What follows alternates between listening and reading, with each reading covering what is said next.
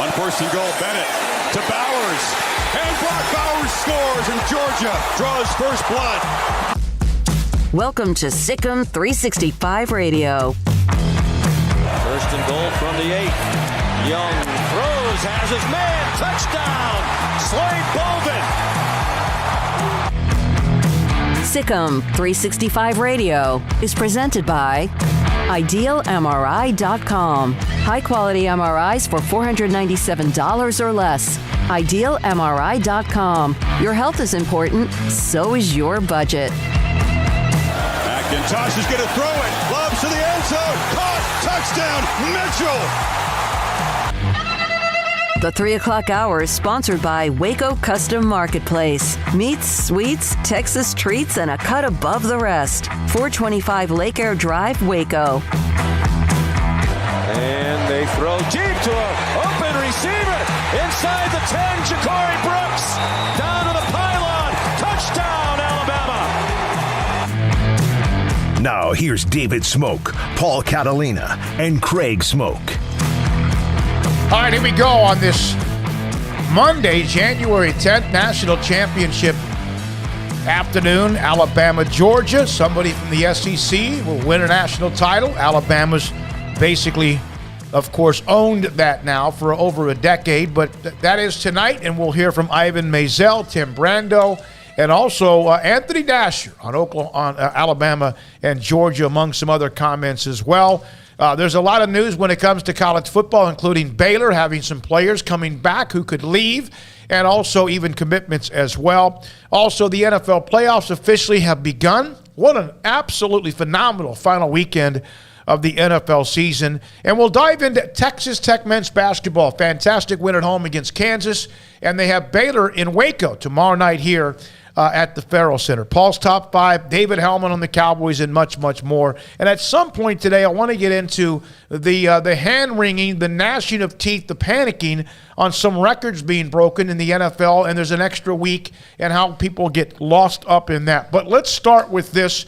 Alabama, Georgia. We've seen these two teams play before. Alabama was down early to Georgia and then just boat raced them.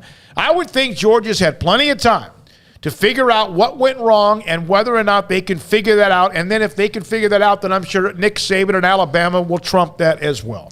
Yeah, it's hard to pick against Alabama, especially when Nick Saban's had 10 days to think about you, and he knows you already. You know, this isn't 10 days of a team he never sees. It's 10 days a team he saw 2 games ago. So he's going to be ready for it. And I'm excited to see the game insofar as 2018 game was one of the most exciting ones ever. Georgia, hasn't won a national championship since 1980. And when they did, they had a once-in-a-lifetime transformational player in Herschel Walker. So we'll see if they can do it. We'll see if they can pull it off. But I just don't know. I don't know what to think anymore because Nick Saban's just pretty much made the default pick Alabama. Yeah, I mean, I would hope that Georgia can get it done this time around. You don't know how many cracks you're going to get at this thing, and they're in a groove right now where this is about as good as it's been. So, they got to strike while the iron's hot. Alabama's certainly done that more often than not, and that's why they're Alabama. If they got the 10 national championship games, they only won a couple of them, we wouldn't be talking about them like they're the greatest thing since sliced bread, nor would we be talking about Saban as the greatest of all time. But they do get there, and they do win it more often than not. So, Georgia's got their crack. They've got an opportunity to go and do something that hadn't been done in, 40 years now at this point? I mean, do you really think about that? 1980? Herschel Walker. Yeah, I mean, that seems like it was, 20 years ago, but we're going on 40 years. I mean, more than 40 years now at this point. So they're long overdue. We've seen other SEC teams be able to break through when Alabama hasn't. We've seen Auburn win titles. We've seen Florida win titles. We've seen others, but we've not seen Georgia win a title. So, tonight's a big night for that program. I know Kirby Smart wants to get the boogeyman off his back, and they're going to have to do a lot better job of disrupting Bryce Young and company. They did not, that vaunted Georgia defense didn't look like the greatest defense of all time when they played Alabama, which left them open to criticism because, they hadn't really played anybody that's that good on offense, and they finally did, and look what happened. And so, is that really what happened, or was that just an off night? That's what we'll find out tonight. And what's interesting about it is that I think Georgia's defense is really, really good. I think Alabama had a very special night, a perfect game plan, and they also took advantage of things they can do that Georgia obviously is weak at. They did beat up on a lot of people that otherwise it did not have the great years, but Georgia wasn't just winning, they were beating people soundly along the way. I don't think they fooled anybody, but let's see what happens now as they play the game tonight. We'll hear from Anthony Dasher here momentarily from UGA Sports, Ivan Mazel on 3.com, their senior writer, and then again, Tim Brando, Fox Sports today at 4 o'clock. We'll also have a comment from Nick Saban on NIL that I saw a lot of people discuss as if when Nick Saban was talking about the rich get richer or you're going to – and I would listen to Nick Saban say anything. Now, I'm not completely fooled that he doesn't have some BS in him as well, but I would listen to him say anything. And I would say that if Nick Saban took over college football and became the czar, that college football would be better because of it. There's maybe 5 people I would trust to do that. Well, basically what he says is, look, if you don't get it under control, it's almost like Lex Luthor even saying, look, if nobody does anything about this, I'm just going to exploit it. And whether you believe that he's out for the good of college football, which I actually do think Nick Saban sees the big picture, I just think he's saying, look, this is how it's going to be. And Craig and I talked about this on Friday. Nick Saban told everybody, hey, look, the spread offense is not good for the game. It's not good. There's injury concerns. I think that's too much. And everybody read that, and it was probably a little bit right at the time of, Nick, you just can't figure it out, and you're still pissed that Johnny Manziel, stuck it to you at your own place. Well, what Nick Saban was basically saying is, look, you make it against the rules, or I will do it to you. Yeah, and that's what he did. And he did. And since that time, he's reeled off one national title in that particular way. And I think there are some coaches that if they had all the advantages that Nick Saban has, they probably would go no, it's totally fair, it's fine. But he knows he's not stupid, and he knows he's probably got it better than anybody else out there. But I think he also loves college football. I think deep down, Nick Saban does love college football. That's his bread and butter. And I think he looks around right now, and even though Alabama's benefiting as much as anybody, he also knows that it takes more than two to tango, or it takes two to tango, I should say. And he's looking around probably at the rest of the college football landscape of some of these issues that are arising, and he understands. He's sympathetic to them. Just because he's the best doesn't mean that he can't agree that, hey, this is a little bit unfair for some of the smaller guys, because how could you make the argument that it's not? I mean, look around and tell me how it's not more advantageous for the bigger schools with NIL right now and the fact that there are no rules. He knows that. He's not stupid, and so he's just being honest about it. And look, Texas and Texas A&M in particular took the NIL thing and just said, you know what, screw it. We're just going to completely exploit this thing and bend it every way possible to our advantage. And everybody else has, either followed suit or doesn't quite know how to do that, or they jumped right on board. And look, Quinn Ewers didn't go to Ohio State just on, this is just the best fit for me, and all of a sudden turn around and accept millions of dollars from Texas. No, he accepted money from Ohio State too. That's part of why he went up there early. So, a lot of people have been involved in the NIL thing, But those two in particular here in our state have, been the ones to take it and just completely turn it into what it was exactly not supposed to be, which was just buying players to come play on your team. And I think Nick Saban refers to that and says, this is not what it was intended to be. So he's just being honest about the whole situation. We all know this is not what it was intended to be, but that is what it's turned into because, again, there were no rules put in place, and they basically just said until there is a mass rule, and there are no rules, and that's why we are where we are right now. All right, a couple of things, and Anthony Dasher will join us here momentarily. I'm going to throw out some college football notes, some of them local, some of them not. Baylor, by the way, men's basketball, unanimous, both polls, number one in the country. After the win they had, it was a tough fight in Fort Worth, but they do beat TCU, and they have Texas Tech, who beat Kansas Saturday, coming into the town tomorrow. USC's the highest ranked they've been in 50 years at USC at number 5 in the country. Kansas 9, Houston 11, Iowa State, Texas Tech in the top 20. Texas drops to 21. Alabama, who plays home against Baylor at the end of the month, is at number 24. Cole Maxwell, go ahead. Let's discuss that. Yeah, nice win for Baylor. Certainly was dicey. I don't know what it is with Fort Worth and having trouble with TCU teams this year, but the football team had their problems, and basketball playing TCU, you'd think that would be a team that would be one of the easier offings, and instead that was a little bit dicey there in the second half. So good on them to pull through and Paul eventually get that win, but it certainly did not come easy. Well, no, it didn't come easy at all. But then again, it doesn't come easy, and they won by double digits. Yeah. So that's the thing about it. Oh, hey, this one was tough. Oh, at the end we're going to score 14 points, and TCU's going to be like, but we were winning. Yeah. Well, we were winning. I'm sure Jamie Dixon's just sitting there going, well, but and that's just what they do to you. And Jeremy Sohan hurt his ankle and went out, and that changed Baylor for a little bit. Once they kind of got that in, well, of course, then Mike Miles hurts his wrist, and that wasn't good for TCU. But again, Baylor just found a way, outlasts you. They can spoil the hell out of you, and you're like, okay, maybe this is the game. They maybe miss a 3, and there's a clutch 3, and then tomorrow night Texas Tech looks absolutely fantastic, winning against Kansas even without McCullough, and also with Shannon, who's an NBA type guy. So it ought to be one. Hey, it'll be a turf war tomorrow, you would think, at the Farrell Center. Yeah, and nice win for Tech. I know we had one of our listeners that was at that game wearing a Sitka 365 hat. So shout out to Aaron for sending that over and for sporting the hat and the gear at the Tech game. And then, nice win for Oklahoma State over Texas. And that was a surprising loss for UT, I think. I don't know that many people were predicting the Cowboys to win that game coming in. So, shook up the standings a little bit with that one. Okay, let me do 3 or 4 college football stories. Cole Maxwell, defensive lineman, who really suffered a lot of injury issues. He's at Allen High School. Never really could get going. And then this year you could see him start to pick up steam. He's coming back for a super senior year. Also, Trey Tomlinson played high school football in Waco at TCU. He's coming back for his super senior year, the former Midway High star. This is his actual senior year. His senior year. Graham Harrell, offensive coordinator at West Virginia.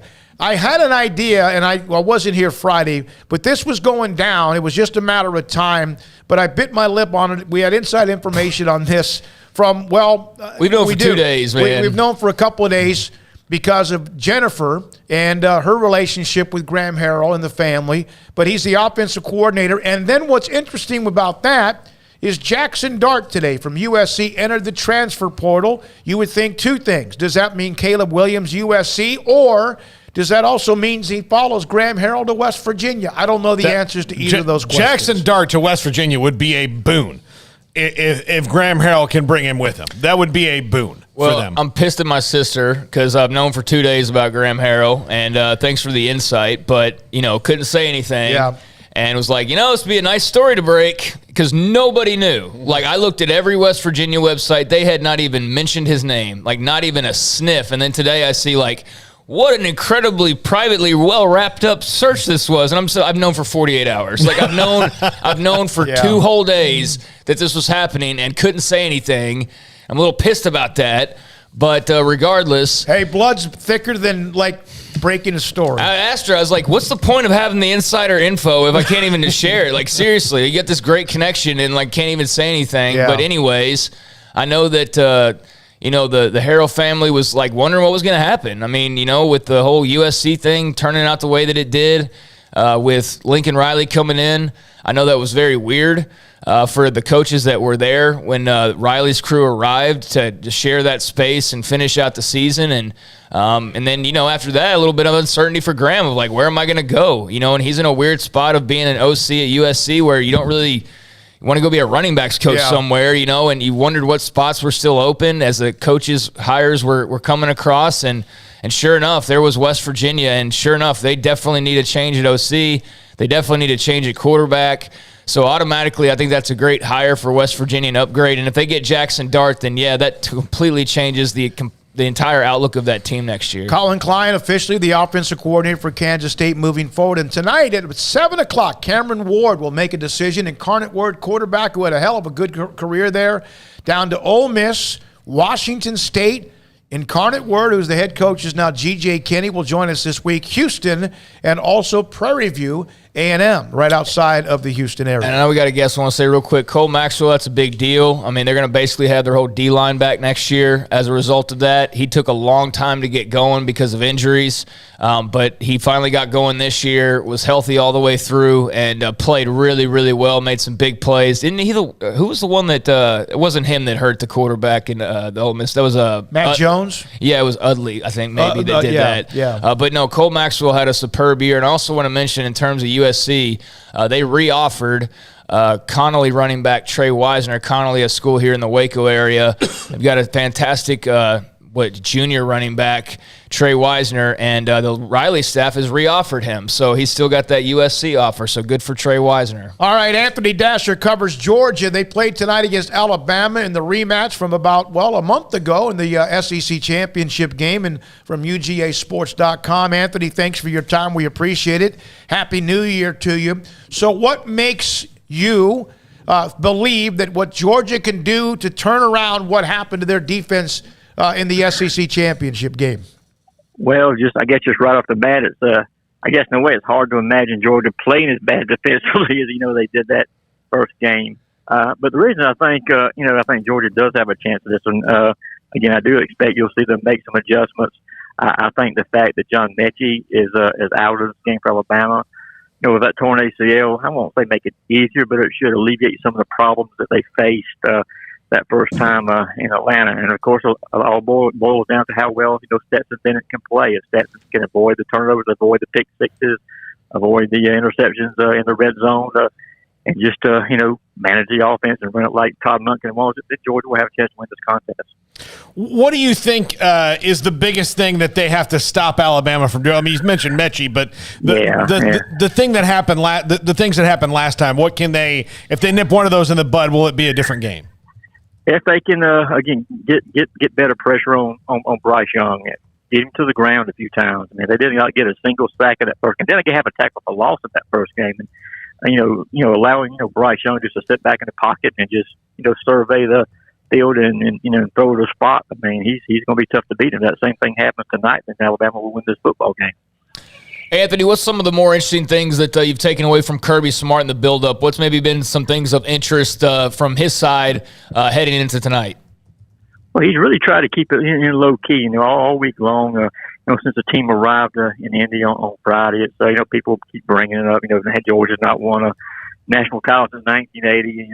Coach Smart has won some big games, but he's never won the big one. He's never beaten Alabama. That sort of deal. I mean, he's done a pretty good job of, at least in public anyway, of kind of blowing that off and kind of say, look, we just got to focus on what we got to do on this one night. But I'm sure deep down inside, with Coach Smart being a Georgia graduate, some of that stuff does weigh on his mind just a little bit. Anthony Dasher, UGA Sports, Georgia and Alabama tonight in Indianapolis for the national championship. Stetson, the quarterback, obviously a young guy but does make plays. Is it better for him to just be a bus driver tonight, or does he have to be more than that?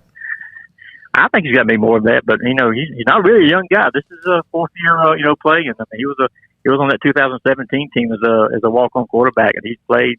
Well, it's now started 13 games over the course of his career. But Stetson just has to, he has to play within himself, but he does have to hit some plays too. I mean, Alabama, I think is susceptible to some big passes. That's what he's going to, I think, attempt to do. They've got, Brock Bowers. They want to get the ball to him. They want to get the ball to George Pickens. So I do think you'll see George, take some shots on this one. Try to get that running game going and set up play action. And Stetson has shown this year he's more than capable of making something happen like that. What is there some concern that this Bama team was their kind of knock, especially against A&M and Auburn, was that they're not engaged early, and then seemingly after that Auburn game they're engaged early. I guess they weren't against Georgia either. But do you think that demon has been exercised for Alabama? I think so. I'm sure that's not even something that Coach Smart is even thinking of as far as containing Alabama if Georgia is in fact able to do that. And this is a very dangerous team. I know Alabama gave all those points against A&M, and they've had some other issues throughout the year. But I do think this defense is a little bit better maybe than what it's shown. They've got some big time athletes over there. They just haven't always been able to execute like Coach Saban wants. So Anthony, we know. The last time Georgia won this, it's been nearly 40 years now. I said it out loud earlier, and I was like, wow, I used to say like 20 years ago. Yeah, 40. I mean, that's crazy. But just the opportunity itself, I mean, how massive is this for Georgia to kind of get the monkey off their back, so to speak, and to get that win that's been so elusive for so long? No question. This is such a huge opportunity for Georgia. And again, Alabama is a great team, but same time, they're kind of catching Alabama at the right time from the perspective of this is a young Alabama team for the most part. It's not a team they thought would get back to the national championship. So if Georgia's going to make it happen, it would probably serve them well to make it happen now. But yeah, if Georgia were to win this game tonight, it would to celebrate. State of Georgia may just spontaneously combust. I mean, that would be that big of a deal. People thought when the Braves won the World Series that was a major deal, and it was a parade and all that. If Georgia were to win this one, it would make that parade seem like a little picnic because it would just mean the world to so many people if they made it happen. Sometimes when you expect it or you feel like it's your time, it sometimes happens when you least expect it. The teams have been through a lot of droughts. I know Paul's a fan of Florida State, and they went through an incredible amount of agony. Nebraska went through many years, even though they had won it. And finally they probably won it the year that they weren't expecting to. So couldn't that happen with Georgia? You just got to keep knocking on the door despite the frustration and the last-second loss to Tua and company? Oh, no doubt about it. I mean, and that's what Kirby has done. They've continued to build on each recruiting class, and Kirby has brought top classes in 3 of the last 4 years. And but it's time to get it. Time to make that talent, kind of pay off. And that's another part of the pressure I think it's on Coach Smart tonight. Have you seen Herschel Walker, and has he asked you for your vote? I have not seen him recently. I know he's going to be here tonight, so I'm sure. I don't know if he's going to do much campaign in Indiana, but knowing Herschel, you never know. Yeah, you never know. Hey, Anthony, thanks a lot. Enjoy the game. Thanks for your time, and good luck. Thank you. Anthony Dasher, UGAsports.com, covering Georgia football, Georgia, Alabama tonight. 1980, I believe they played, was it against Penn State to win the Sugar Bowl? Was it 1980 before Penn I was State? born, so don't ask me. It was, you know what? I was born in 1980, and it was also before I was born. I was still gestating.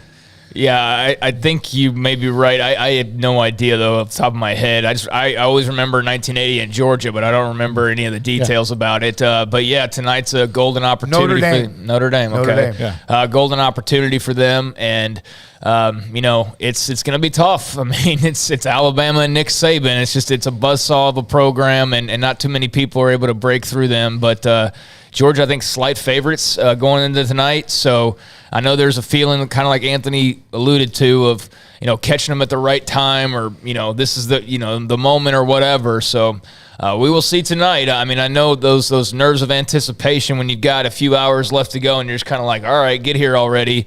I'm really looking forward to seeing the college football season basically close tonight, and it's not the news cycle's not going to end anytime, but the season will quote unquote come to a close tonight, and I just hope it's a hell of a game. The playoffs have been duds so far, and most of the playoffs just over the years have been duds in comparison to the real classics we've gotten. So I'm hoping we're in store for a classic because it's been a great year. I think it's been a really fun year, and it would be fitting to go out with a great game. Gene Chizik, one other college football know, was a part of a national championship. Remember what he also did at Auburn, and then not so good at Iowa State, okay. And then, of course, he was with Mack Brown, and he's back with Mack Brown now at North Carolina, not Texas.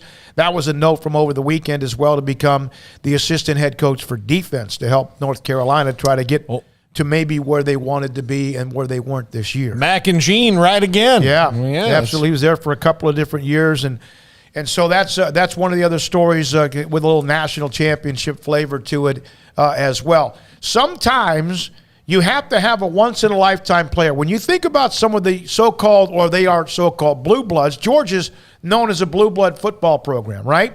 But they haven't won a national championship since 1980. Are they? I you know what? I think they're borderline, honestly. Yeah. I think that it depends on what categories you're talking about. If you're talking about, like, prestige or like money or current success and all that, then yeah. But if you're talking about overall titles and you're talking about, you know, like the trophies and stuff, no, they're not. So yeah, like that's actually a team that it depends on your definition. I would say that for the very exclusive blue blood club, like, you better have like a handful of titles. No, they're not in it, but they would be that tier 1B. Yeah. I would say that if it was an actual country club, nobody would be mad that Georgia's playing 18. No. Everybody's happy to see him. Hey, look, there's Georgia. Look at that. But when Georgia wants to sit in the real dining room, in the poker room that's like off to the side of the other poker room, they didn't get to that. They can eat lunch with a member. And there are places like that. I've been in clubs where there is an area where you have the men's grill or the women's grill or whatever the grill, and then there's also a room that's off to the side that's really only, you don't venture back there because you might have like BB eyes with flames in them that go right through your heart. Yeah, they're not in there with like the 90-year-old billionaire oil tycoons, but they're the millionaires room. But I mean, it depends again on your definition. I would say, Bama, I mean, like my tier 1 off the top of my head, and I'm gonna miss somebody. I'm gonna probably leave some people out, but like for sure Alabama, for sure Ohio State, for sure Oklahoma, for sure Michigan. USC, yeah, because of all the titles they've gotten, the Heisman Texas, and all that.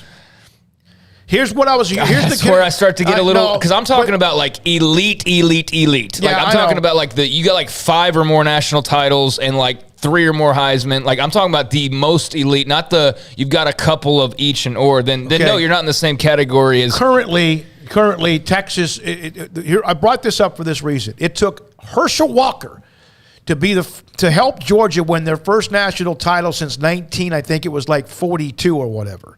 And then it took Vince Young, a once-in-a-lifetime, maybe the best player of all time, to help Texas break a 35-year drought. So that was trying to be in the analogy, rather than they have reeled off 2 or 3 in a decade and 2 or 3 in a decade, and then even if they're in a drought right now. And you're not suggesting they have a Herschel Walker, are you? No, you can say like on defense saying. Maybe they do, but no, they don't have that guy. But yeah, I mean, in a blanket blue bloods, yes, Texas is in there, Georgia, Oklahoma, all those teams. But if you're talking about like another level of elite, then that's when I think Georgia, Texas, schools like that start to get. That's where you can have fun debates on who's in or out of that main back room that not everybody's allowed into. And some of them aren't allowed back there as much as they used to be because they were a part of it. The USCs, the UTs, and the Nebraskas and others have kind of lost that edge. Anybody who won a national championship in the 90s is essentially playing state fairs right now. I mean, I was going to sit there and go, my God, Georgia hasn't won it since 1980, and I know that.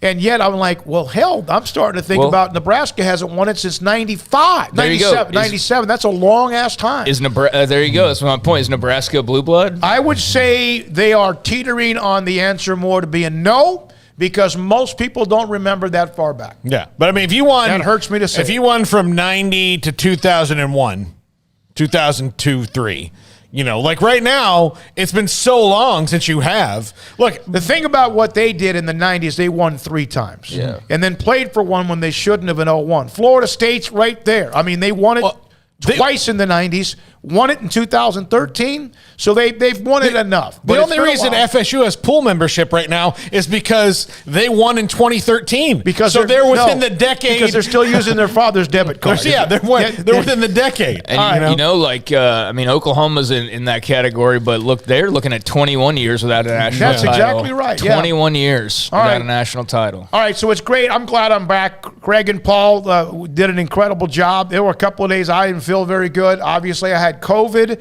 and I had a kind of a whammy of strep throat. I'm back. I'm clear. My fever's clear. All that's clear, although I might sound like I don't feel good. I feel 10,000 times better. To give you an idea, in case you've had any of these, or one time we're all stuffy head, terrible headache right here. Then came the sore throat. Then came the worst of all, the earache. And then on top of that, eventually got a little bit better. So I feel better. I'm glad to be back.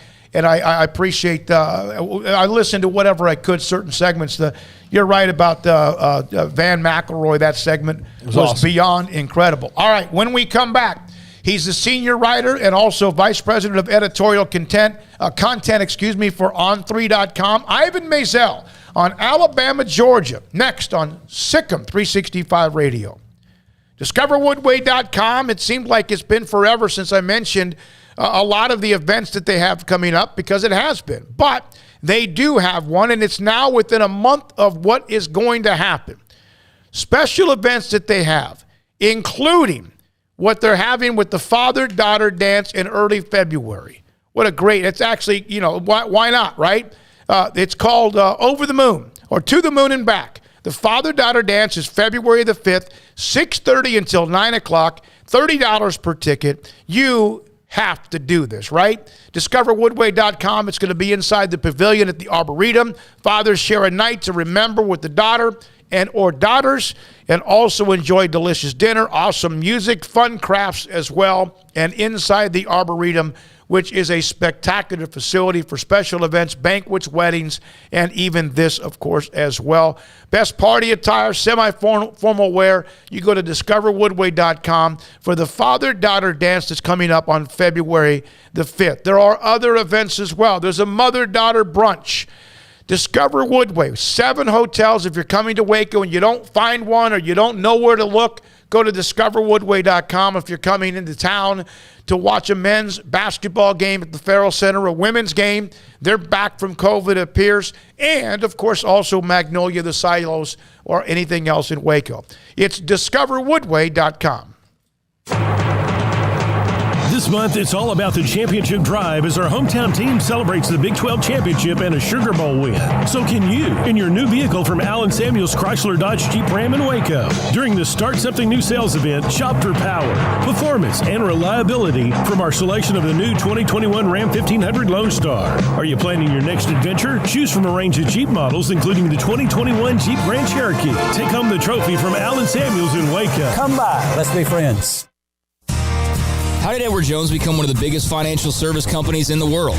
By not acting that way. Financial strategies, one-on-one advice, it's a big difference. And that's why Brad Wilson, your Edward Jones financial advisor, makes sense of investing. Experience the difference for yourself. Brad Wilson, 250 Sharon Drive in Woodway, 254-776-4337.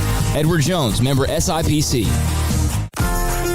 Automatic Chef Canteen is a full-service micro-market vending and office coffee provider with state-of-the-art vending equipment, a wide variety of products, and offering custom-fitted micro-market vending office coffee solutions for your employee break room. You want a full break room solution and a workplace oasis? Well, Automatic Chef Canteen, locally owned and operated for over 50 years in Central Texas, also includes in-house mechanics on call 24/7 for fast, reliable service and maintenance. Automatic Chef Canteen, 6900 Imperial Drive in Waco, or online at automaticchefcanteen.com. At Ideal MRI, we feel blessed to be a part of the Waco community. We're a small family business right here in Central Texas, and our goal is to bring down the cost of healthcare while maintaining high quality. At times like this, the cost of healthcare has never been more important, and unfortunately, significant illnesses and injuries still occur. That's why Ideal MRI is open and here to serve you through the difficult time. We offer premium MRIs just like a hospital with state-of-the-art technology and specialists, but you'll pay less. sometimes thousands of dollars less, whether you're using insurance or not. At Ideal MRI, we accept most insurance, and there are no hidden costs, even offering financing if that's needed. Everything included in the price, and you'll not get something as a surprise in the mail later on. If you need an MRI, ask your doctor about Ideal MRI. They'll know. You can schedule an appointment safely from home online in minutes at idealmri.com or give us a call, 833-IDEAL-MRI, idealmri.com. Hey, this is Bryce Petty, former starting quarterback and two-time Big 12 champion, and I know firsthand the importance of being in top shape both on and off the field. So listen up, men. If you're feeling beat down day in and day out and looking for that high-performance edge that separates the men from the boys, then look no further than the Petty Clinic Low T in Waco. Petty Clinic is a comprehensive men's healthcare clinic with an atmosphere catering to men. Board-certified Dr. Kent Petty has a special interest in offering the highest quality medical care to men of all ages. Some of the services offered include screening and treatment for low testosterone or thyroid, infertility, high blood pressure, diabetes, high cholesterol, sleep apnea, while offering comprehensive wellness exams and complete men's health lab panels. High performance men, remember, it's not just a Petty thing. This is Bryce Petty, encouraging you to reach out and Google search Petty Clinic Low T or go to pettycliniclowt.com and get your complimentary lab screening today. There are 26 letters in the alphabet, over 600,000 words in the dictionary, and just 3 of them said together can change everything. Let's order pizza. Those 3 words lead to dough made from scratch and 3 fresh signature cheeses that blanket golden crust in a heavenly melt on Marco's Pizza that'll blow your mind. So visit marcos.com to order and stop by Marco's Pizza in Belmead, China Spring, Woodway, and soon to open in Robinson. Marco's. Pizza lovers get it.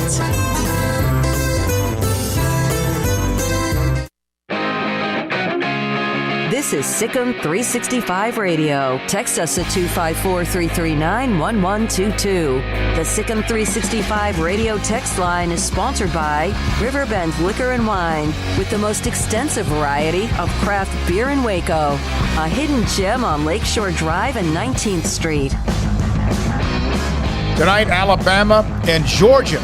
National championship. It's not like we haven't seen that, but also just recently saw the SEC championship game.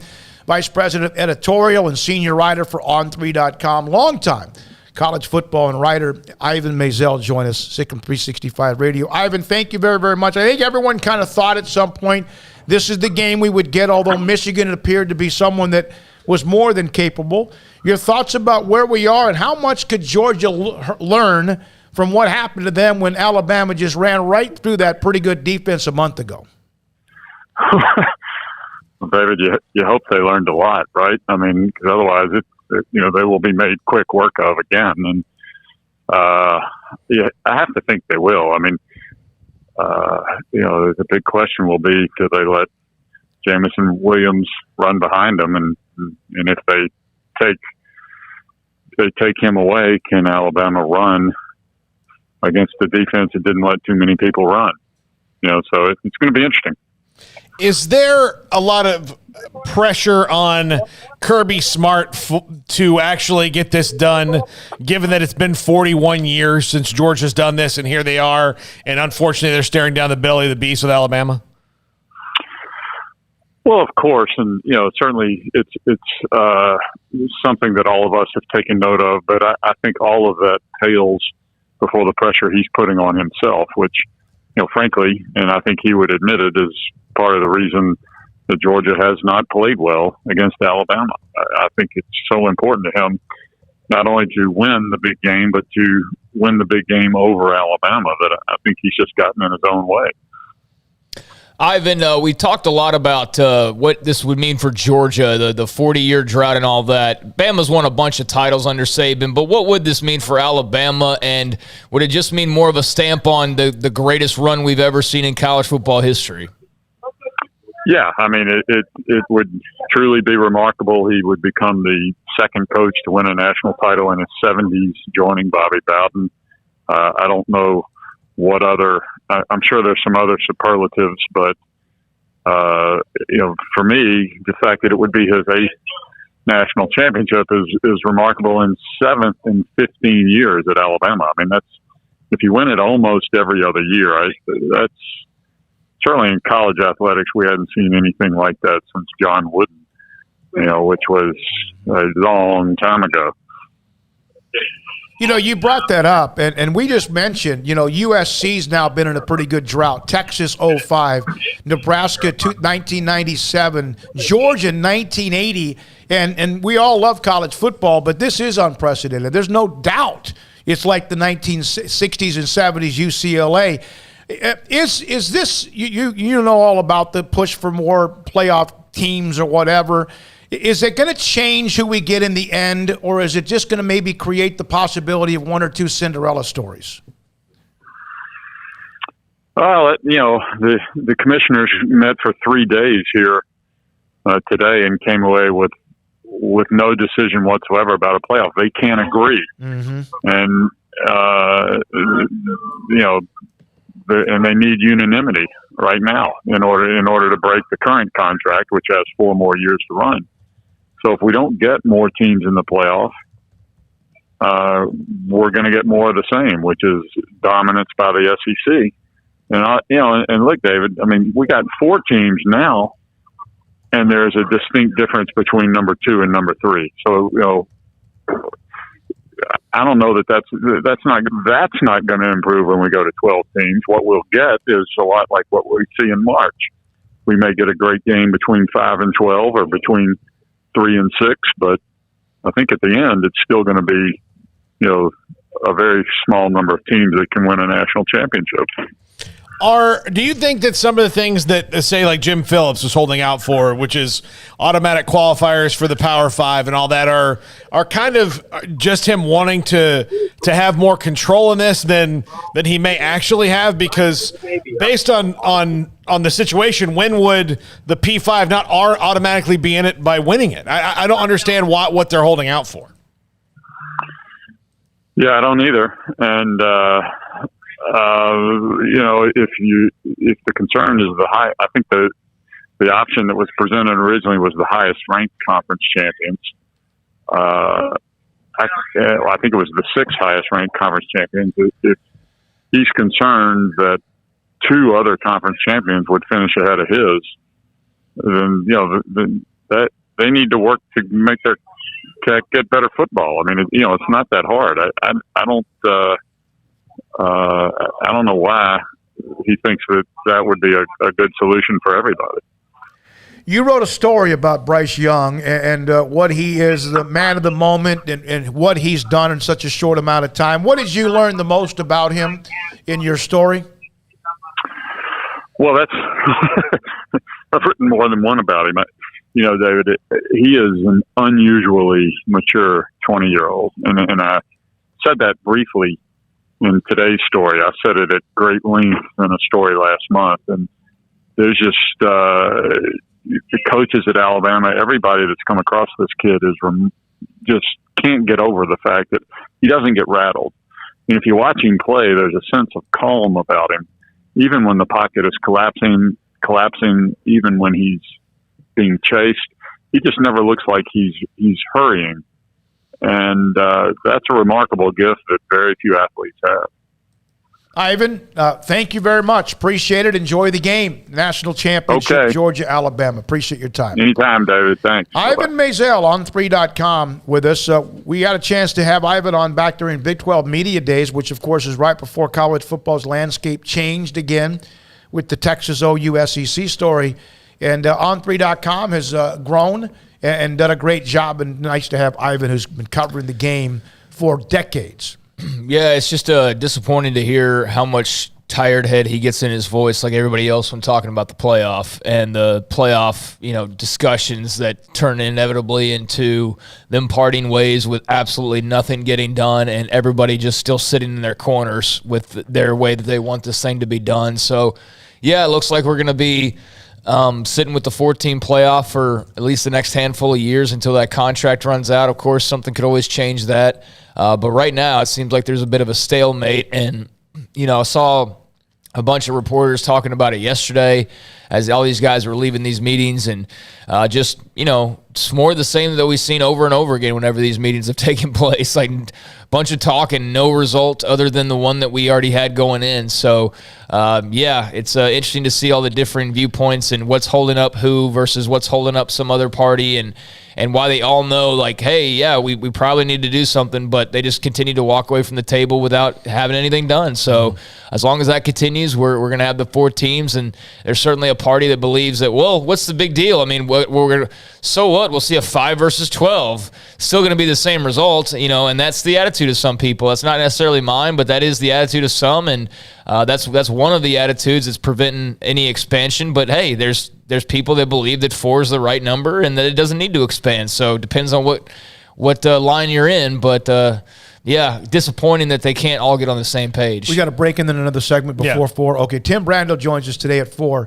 Armstrong, when we come back in the next segment, I sent you a note, I think I did, about the FCS championships. North Dakota State won another one. We'll come back. I don't know if that graphic is something I sent you or not, but a note about that. The expanded playoffs in the FCS still leads to the same answers almost every year, but this past weekend, the number 8 seed played for a national title. Still lost to the 800-pound gorilla. Sick on 365 Radio and 365 Sports.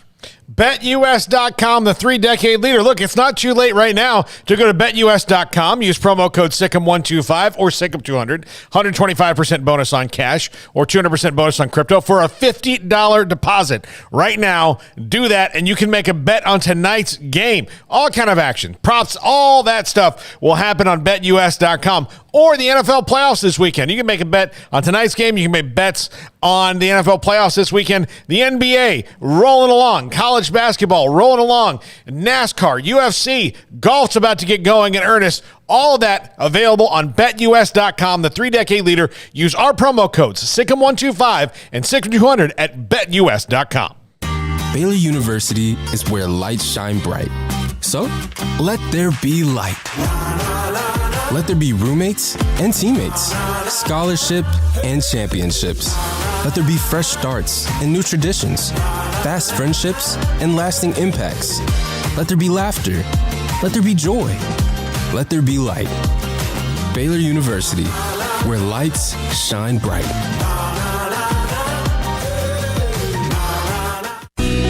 Let Camille Johnson Realtors guide you seamlessly through the process of buying your dream home or selling your current one. Commercial, farm and ranch, or residential, Camille Johnson Realtors can smoothly and successfully lead you through any transaction. With a team of 28 experienced agents who are excited about serving you, Camille Johnson Realtors services the entire greater Waco area. If you're in the market to buy or sell, contact Camille Johnson Realtors, 104 Midway Center in Woodway, or find them online at www.camillejohnson.com. Camille Johnson Realtors, elegant, charming, warm. Welcome home.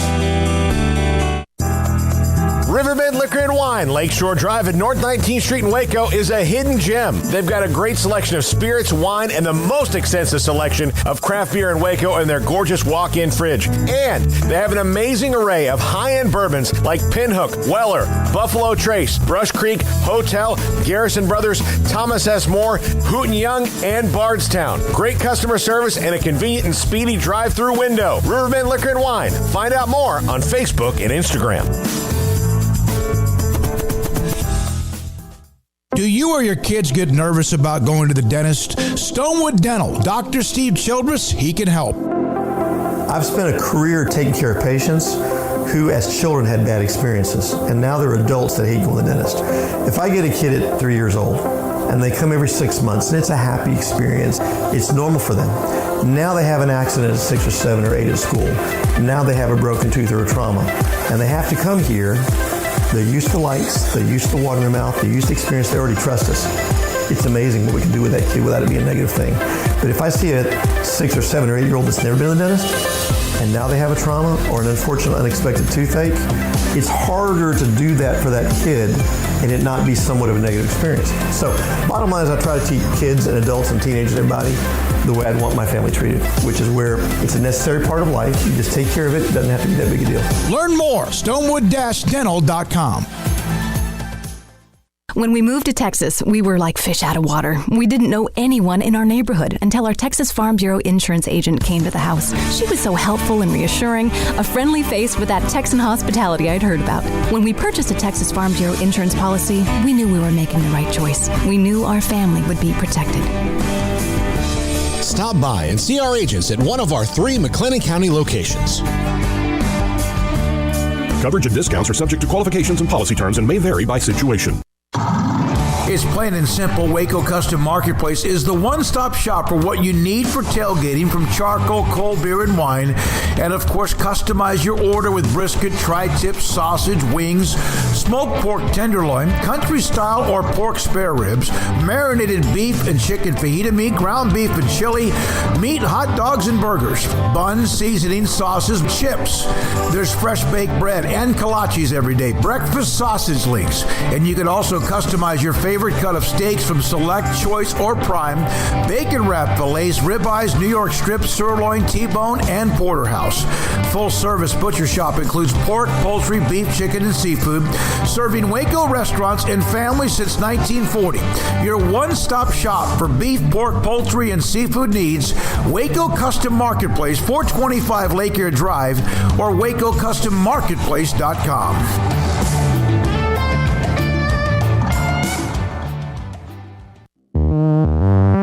Welcome back to Sikkim 365 Radio. Have you subscribed to our YouTube channel? Search 365 Sports on YouTube. You know, we appreciate all of you who watch or listen, however you do it, however you digest this show, whether it's 365 Sports on YouTube, it's the app, online, all of the different ways. And we finally started having some of them. In fact, Craig's wearing the 365 Sports cap. And here's another person who ordered one online through our site. This is Aaron Wilson, huge Texas Tech fan. Tweets at us all the time, text us, chat room, whatever. That is him and his hat inside the arena as Texas Tech took care of Kansas. That was, yeah. And maybe that was the difference for Texas Tech. I don't know. I shouldn't say that because the Kansas fan who lives in my house, but that was a different game for Kansas. It was not what they wanted. It was back and forth early, and it really was back and forth for quite some time. But you could Texas Tech tomorrow night with Baylor. It's going to be just another Big 12 turf war, and could be one hell of a game. I think the last time that these two teams met at the Farrell Center was at the end of last year when Baylor and Maceo Teague scored like 40. Yeah, well, Maceo Teague didn't miss a shot. No, he was unbelievable. I think hitting everything, yeah. So, and Texas Tech has lost to Gonzaga, lost to Iowa State a week ago, but they were really good, and they play without McCullough and also without Shannon. And so, and we'll have Austin Massey's going to join us today. He covers Texas Tech basketball at 4:45, and Tim Brando coming up next as well. So thanks to Aaron Wilson for doing that. Also, here's a video. So over the weekend, Baylor got a couple of commitments. One of them is from a player at Aldine Nimitz High School, a defensive back. I've seen a lot of commitment videos, and a lot of them are the players. Somebody does the production work or whatever. I don't know if I've seen this before. Do you have this, Armstrong? This is, Get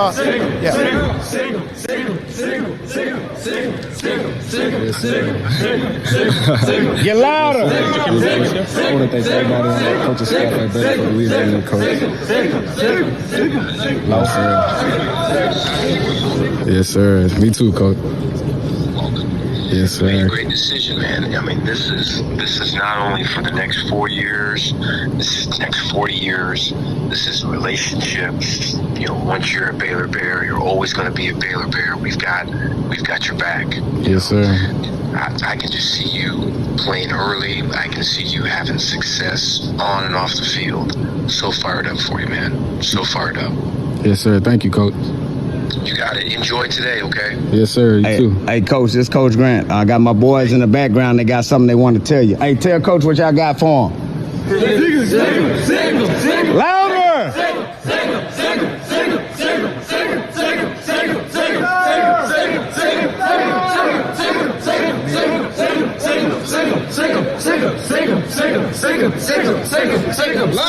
That's Aldine Nimitz, defensive back. Corey Huff Jr., he committed to Baylor, a class of 2023. That's one of the neatest, and that would have been had he committed to Missouri. I don't care. That's good. And then, of course, he committed to Baylor. Dave Aranda, part of that conversation. Tyler Turner today from Brenna High School in San Antonio committed to Baylor, a safety as well. But that was something unique. I love unique, and that was unique. Yeah, it was cool to hear Aranda on the other end and just kind of what he had to say. But, yeah, they've been on a nice little recruiting run recently. Mentioned 2 guys here in the last, day or so. And building up that 2023 class, a lot of discussion over on the boards if you want to get into how they're going to close out 2022 and the transfer portal and all the things that come with that. They're going to be active, but they're also getting a lot of guys back. So I'm curious to see kind of how they retool. But recruiting's the lifeblood. We know that. And to pick up a couple of guys here over the weekend and kind of get the ball rolling further on 2023, especially in the secondary where they definitely need to pad their numbers with what's departing and what they kind of already were heading into this year. You knew there would be some drop-off with guys graduating and whatnot. So they've actually gone out of it feeling a lot better than they probably thought. Christian Morgan sticking around, for one, is a big deal. Al Walcott's emergence this year into a starter, capped off by the pick 6 against Ole Miss is a big deal. So they're actually going to be in better shape. But, you lose J.T. Woods. Come on. That dude's a star. He's a playmaker. Yeah. And Ole Miss knows that better than anybody here lately. Had nearly 3 turnovers against them alone, including the 2 picks that he did get. But, you're going to lose him. You're going to lose all your corners except for Walcott. As far as your starting corners, Tejada's gone. Barnes is gone. And there's one more I think I'm missing. But those 2 for sure. So, good to get some young guys. And as you heard Aranda say there, thinks he could play early. And there's definitely going to be, based on the depth, some opportunities to play early if you're a safety. So that's a good pickup. We will have at 4:20 Mart High School football coach Kevin Hoppin, who announced his retirement today. He's been thinking about this really for over a year and then really contemplated it again. In fact, on a podcast that I did earlier this year with him, he kind of hinted that this could be it for him. But he'll join us live at 4:20. 91 wins and 11 losses, went to 4 state titles, won 3 in a row. And then this past season, lost in the semis. He'll join us. He's a great story. Kevin today at 4:20. Also, now, a couple of notes before we break. We'll have Tim Brando. Paul, the NFL postseason. Who's the MVP, Rodgers? Oh, I would say so. I think so. Big Ben survives. That was ridiculous. As crazy of last second of the NFL's regular season as could humanly be possible. Okay, Big Ben survives and has Brandon Staley to thank for taking a timeout because Rich Bisaccia did okay, we were going to let us both go to the playoffs here. We were going to do this. We're going to send out an olive branch to you. And then you took a timeout and then Brandon Jacobs ripped off about a 15-yard run. It was an amazing weekend. And my point of all this is that did we see in the final weekend of the NFL, people talk about how a larger or longer, more playoff teams in college football would ruin the regular season. I don't know if it would ruin it or make it even better. But the NFL had most of their set, and it still was amazing. Hey, the 49ers-Rams game was great. Chargers-Raiders was great. Saints took care of business. They had to sit back and wait. It was, yes. Can you imagine being the Steelers and the Ravens and thinking like, oh, crap, we've got to rely on Jacksonville? Yeah. And then Jacksonville shoved it right down the Colts' throats, and you're like, oh, it's on now. The Colts' failure is epic. I want to get into Brian Flores getting fired by the Dolphins a little bit later on. I know you're going to talk to David Hellman as well with DallasCowboys.com. When we come back, Tim Brando, Fox Sports, Sikkim, 365 Radio and 365 Sports.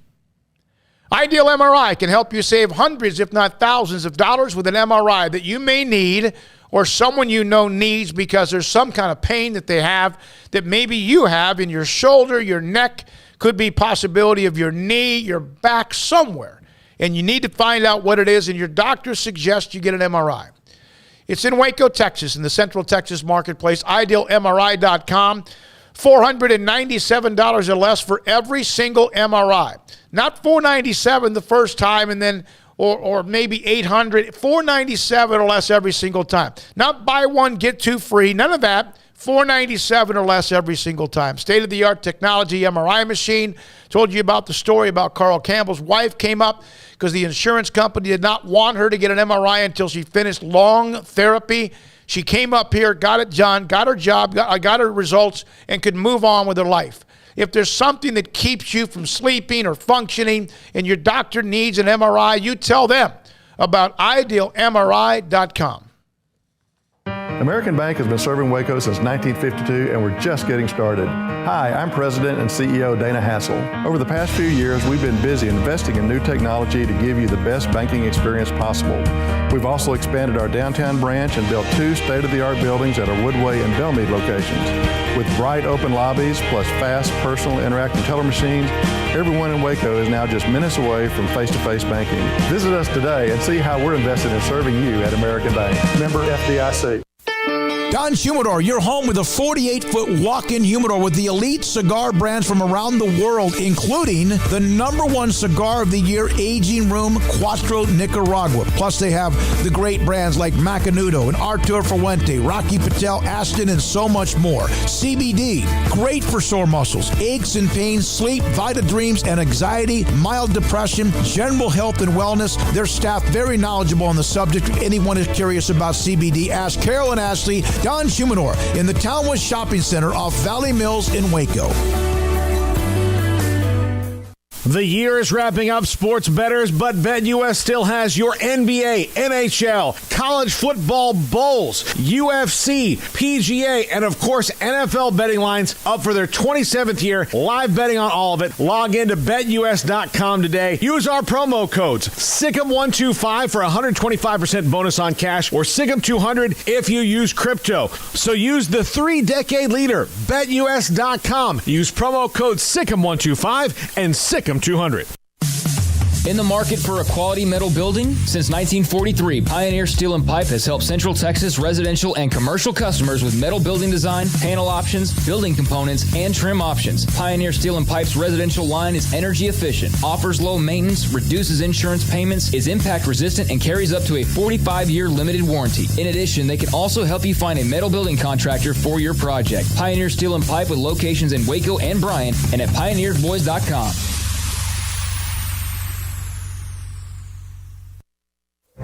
Boots add protection. Good boots help you climb better and move forward faster. And when your son or daughter steps into the boots of a U.S. Army officer, they also learn how to lead. In these boots, they'll gain more confidence with expert training in one of more than 150 occupational specialties. In these boots, they'll stand a little taller and lead a team with diverse backgrounds and areas of expertise to successfully accomplish whatever challenge comes next. In these boots, they'll earn respect with valuable experience from day one that will give them solid footing for success into the future. Highly qualified candidates who earn a spot on our team can receive comprehensive health care coverage, college tuition assistance, and a bonus of up to $40,000. See all the things your son or daughter can achieve in our boots at GoArmy.com. U.S. Army Waco Recruiting Company, 254-598-8131 or 254-776-1543.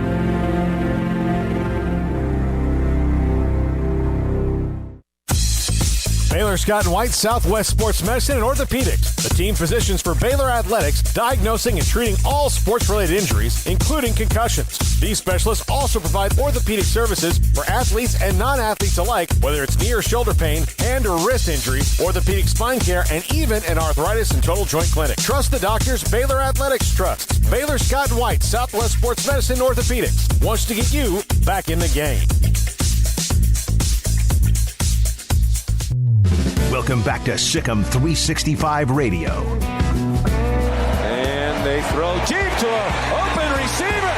Inside the 10, Ja'Cory Brooks. Down to the pylon. Touchdown, Alabama. The 4 o'clock hour is sponsored by Boozer's Jewelers, the wedding ring store, specializing in custom jewelry and repair, all in-house. Now, here's David Smoak, Paul Catalina, and Craig Smoak. All right, here we go, this 4 o'clock hour. Tim Brando yesterday on Twitter. So after all of this, the NFL having an incredible Week 18 for the first time. Playoff pairings ready to go. Oh, by the way, there's a college football title game, an afterthought. If ever a sport sorely needed PR 101, it's the college football playoff. No one caretaking for the game. Nobody. Tim joins us live on Sikkim 365 Radio. Tim, will they ever hire you as the czar of college football? Well, I love what I do too much, to do it. Plus, I don't think I'm really qualified. Although I do think I care more about the game than these guys. I do. I don't see anyone doing anything other than taking care of their own constituency. And it's happening again. The reports out of Indianapolis today from Nicole Auerbach and others with The Athletic and a few other media types that follow such things are saying the same thing. And it's horrible. It's just, how much more do these people need to see, to know how stuck in quicksand they are? And they're just feeding and fanning the National Football League and giving them stuff for free. They've given them December. They've given away New Year's Day, so much so the NHL can have a game outdoors and gets an audience. It's these guys are stuck in neutral, and it's well past time to kick the can down the street and say, well, we have realignment to finish, and we have television contracts that need to run their course. Every contract can be torn up and rewritten. We see that with football coaches weekly. Yeah. But we can't do it. We can't do it with college football. It's these are games being played by grown men who are paid by college presidents, and all they want to do is serve those college presidents within their leagues, and they don't give a rat's ass about the totality of the sport. And it's funny. I think this all started really when the distrust among the commissioners. It really all started when Texas and Oklahoma left for the SEC, and Bob Bowlesby and Greg Sankey went at it. But they're on the same side here. They both want 12. And it's the other commissioners, the new ones, that are adamant, and it's their leagues that need it's the leagues that they represent that need the expansion more than either the SEC or the Big 12. The ACC, the Pac-12, and the Big Ten. The Big Ten's issue is they want automatic qualifiers, and I'm fine with that. I've got no problem with automatic qualifiers, but to make that a sticking point to say that we can't do this because you're not going to guarantee automatic qualifiers, there are ways contractually with wording to get past this.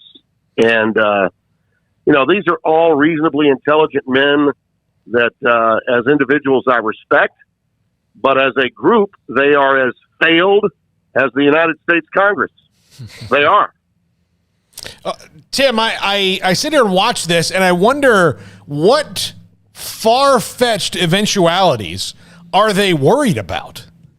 I mean, what do you, in your head, have somebody going, well, statistically, there's a 2% chance that, if 3 group of 5 teams were better than us, then we might not make the playoff. Well, if that year happens, then maybe you need to fire some coaches in that league because it's bad. Yeah, it's all about power and control. I mean, that's really what it is. It's easy, I think, for fans, especially fans outside the southeastern corridor, to look at Greg Sankey as the bad guy, the villain, and yeah, I mean the manner in which that he handled the Texas Oklahoma thing is certainly debatable. But he did what was in the best interests of his constituency. And I think he also really, to be perfectly honest with you guys, I think he really helped move college football along in doing so. Everybody predicted the Big 12 was going to die on a vine. It did not. Bob Bowlesby just stepped up and saved his league, and he added teams that I think are going to be of great value, not to the value of Oklahoma and Texas, certainly, but still of great value, and the league is going to flourish. I thought it had an excellent year this season, and if Oklahoma State had won the Big 12 title game, they would have had a representative in the college football playoff. There was absolutely no doubt in my mind about that. But the reality is it's now time for people to stop pointing fingers and blaming this or that guy, no matter what league he represents. But it's time to do what's right for the sport. I mean, December is a lost month, and that's when you have the most viewers at home during the holidays to capture a nation. And after the conference championship weekend, the very first weekend of December, college football's gone. It's history. They play the semifinals, what was it, 9-10 days ago? Mm-hmm. Which was, that's 20-some days. Now we're looking at 27 days, almost a month. Sometimes it's longer than that. It can be 32, 33 days before we have a title game after the conference championships. And what do? We allow the NFL, we being college football, to take over the minds and the media in this country to such a point that the title game is a blip on the radar screen. You guys, I'm sure at some point today, turned on even the carrier that has the game, okay? You guys probably watched at some point this morning ESPN. What were they talking about? Coach firings. They weren't talking about college football, okay? They were talking about the playoffs, the overtime games, what happened at the end of that Chargers-Raiders game. Were they going to settle for a tie and leave Pittsburgh out? I mean, it's the NFL that's on the tips of everyone's tongues now at a time when the national friggin' championship is about to be played, okay? I give my friends who cover college football on ESPN a lot of credit. They've been on the air since about noon today. But you can fill the airwaves for the next hours. The damage has already been done. The nation has checked out on college football. I mean, Georgia and Alabama and the 279 miles between Athens and Tuscaloosa, yeah, they're locked in, and they'll get a decent rating. But it won't be a big rating. It'll be 15 to 20% worse than it was a year ago. And the semifinals were played on New Year's Eve for the second time in 4 or 5 years. How could you let that happen again? How could you play the four best teams play in this playoff on New Year's Eve for a second time? I mean, there is not a television analyst in the world that would recommend that to any entity that was saying, oh, we're going to change the paradigm of American sports viewing on New Year's Eve. I mean, Bill Hancock is out of his mind to make such a statement. No, I couldn't agree more. And you're right. It does kind of feel like, oh yeah, and there's a national title game tonight. Like that's how we wrap up the season. Tim, one of the things that was obviously a hot topic also coming into this year was name, image, likeness, and how that would change things. I saw where both Smart and Saban commented on that during their press conferences and talked about the need for mass regulation, like overall regulation. What have been your thoughts? I know coming from them, it's funny, but what are your thoughts on NIL in year one and the impact that it's had or not had, especially based on expectations going in? Well, it's not as bad as the coaches make you believe, all right? The coach speak controlling the media has also got to stop, okay? All right? And I'll take it a step further. This garbage about players not caring anymore about the game, which is also coach speak. I hear those same things. But to allow those guys to be the mouthpieces only for our sport is wrong. And I have great respect for both Saban and Smart. But they don't speak for everybody involved in college football. They certainly don't speak for all the players. Who the hell do they expect is going to regulate this? Congress? I mean, the NCAA certainly passed the buck. They, kicked the can down the street in Indianapolis today. The can was already kicked from Mark Emmert to college football because he knows he doesn't have the power that the commissioners of the conferences do. I mean, NIL is not the big bad boy of the future of college athletics. It's actually done quite a bit of good this year. I thought one of the great moments of the college football season was when the tight end from Kansas won the game at Texas and then got a deal with, what was it, Chili's, Ruby Tuesdays, whoever it was. Yeah. Okay? Yep. My God, how great was that? Yep. I mean, players getting a little piece of the pie is not a problem. Now, this is an issue the states have got to take care of. If I'm the coaches, I'm going to my state, and I'm saying, hey, we need to do this, okay? Our state U is not going to get what they're getting in Alabama, what they're getting in Texas, what they're getting in, and oh, by the way, if your politicians are getting in the way of this, and you know what states we're talking about, then that's on you. You know, that's your problem. All right. But coaches, to think that there's going to be mass regulation done and unification, hell, they know that can't happen. It hasn't happened with their own damn sport. So everybody's speaking out of their own sides of their mouths. They only care about themselves. They don't give a damn about the game. And if we in the media just go, yeah, whatever he said, okay, the coach is right, okay, you know, that was that's just pathetic, absolutely pathetic. Tim, I know you got another segment to do, but I just had this in the chat room. A frustrated Tim Brando is a great interview. Loving this segment. Well, I hate to be the angry old man from Louisiana all the time, but you know, Smokey, I got to tell you, it's we've seen this thing play out for how long now? Okay, for how long? And we're gonna get where we want to go. When I talk to my friends that are my age and older that have said, well, you know, NIL has done this, I'm like, man, if you think that you're going to bring these boats back into dock, you can forget that. Okay, we're not winding the clock back. We've got to be progressively moving ahead. And when you say that, people automatically want to call me the Bernie Sanders of college football. That's a crock. That is an absolute crock.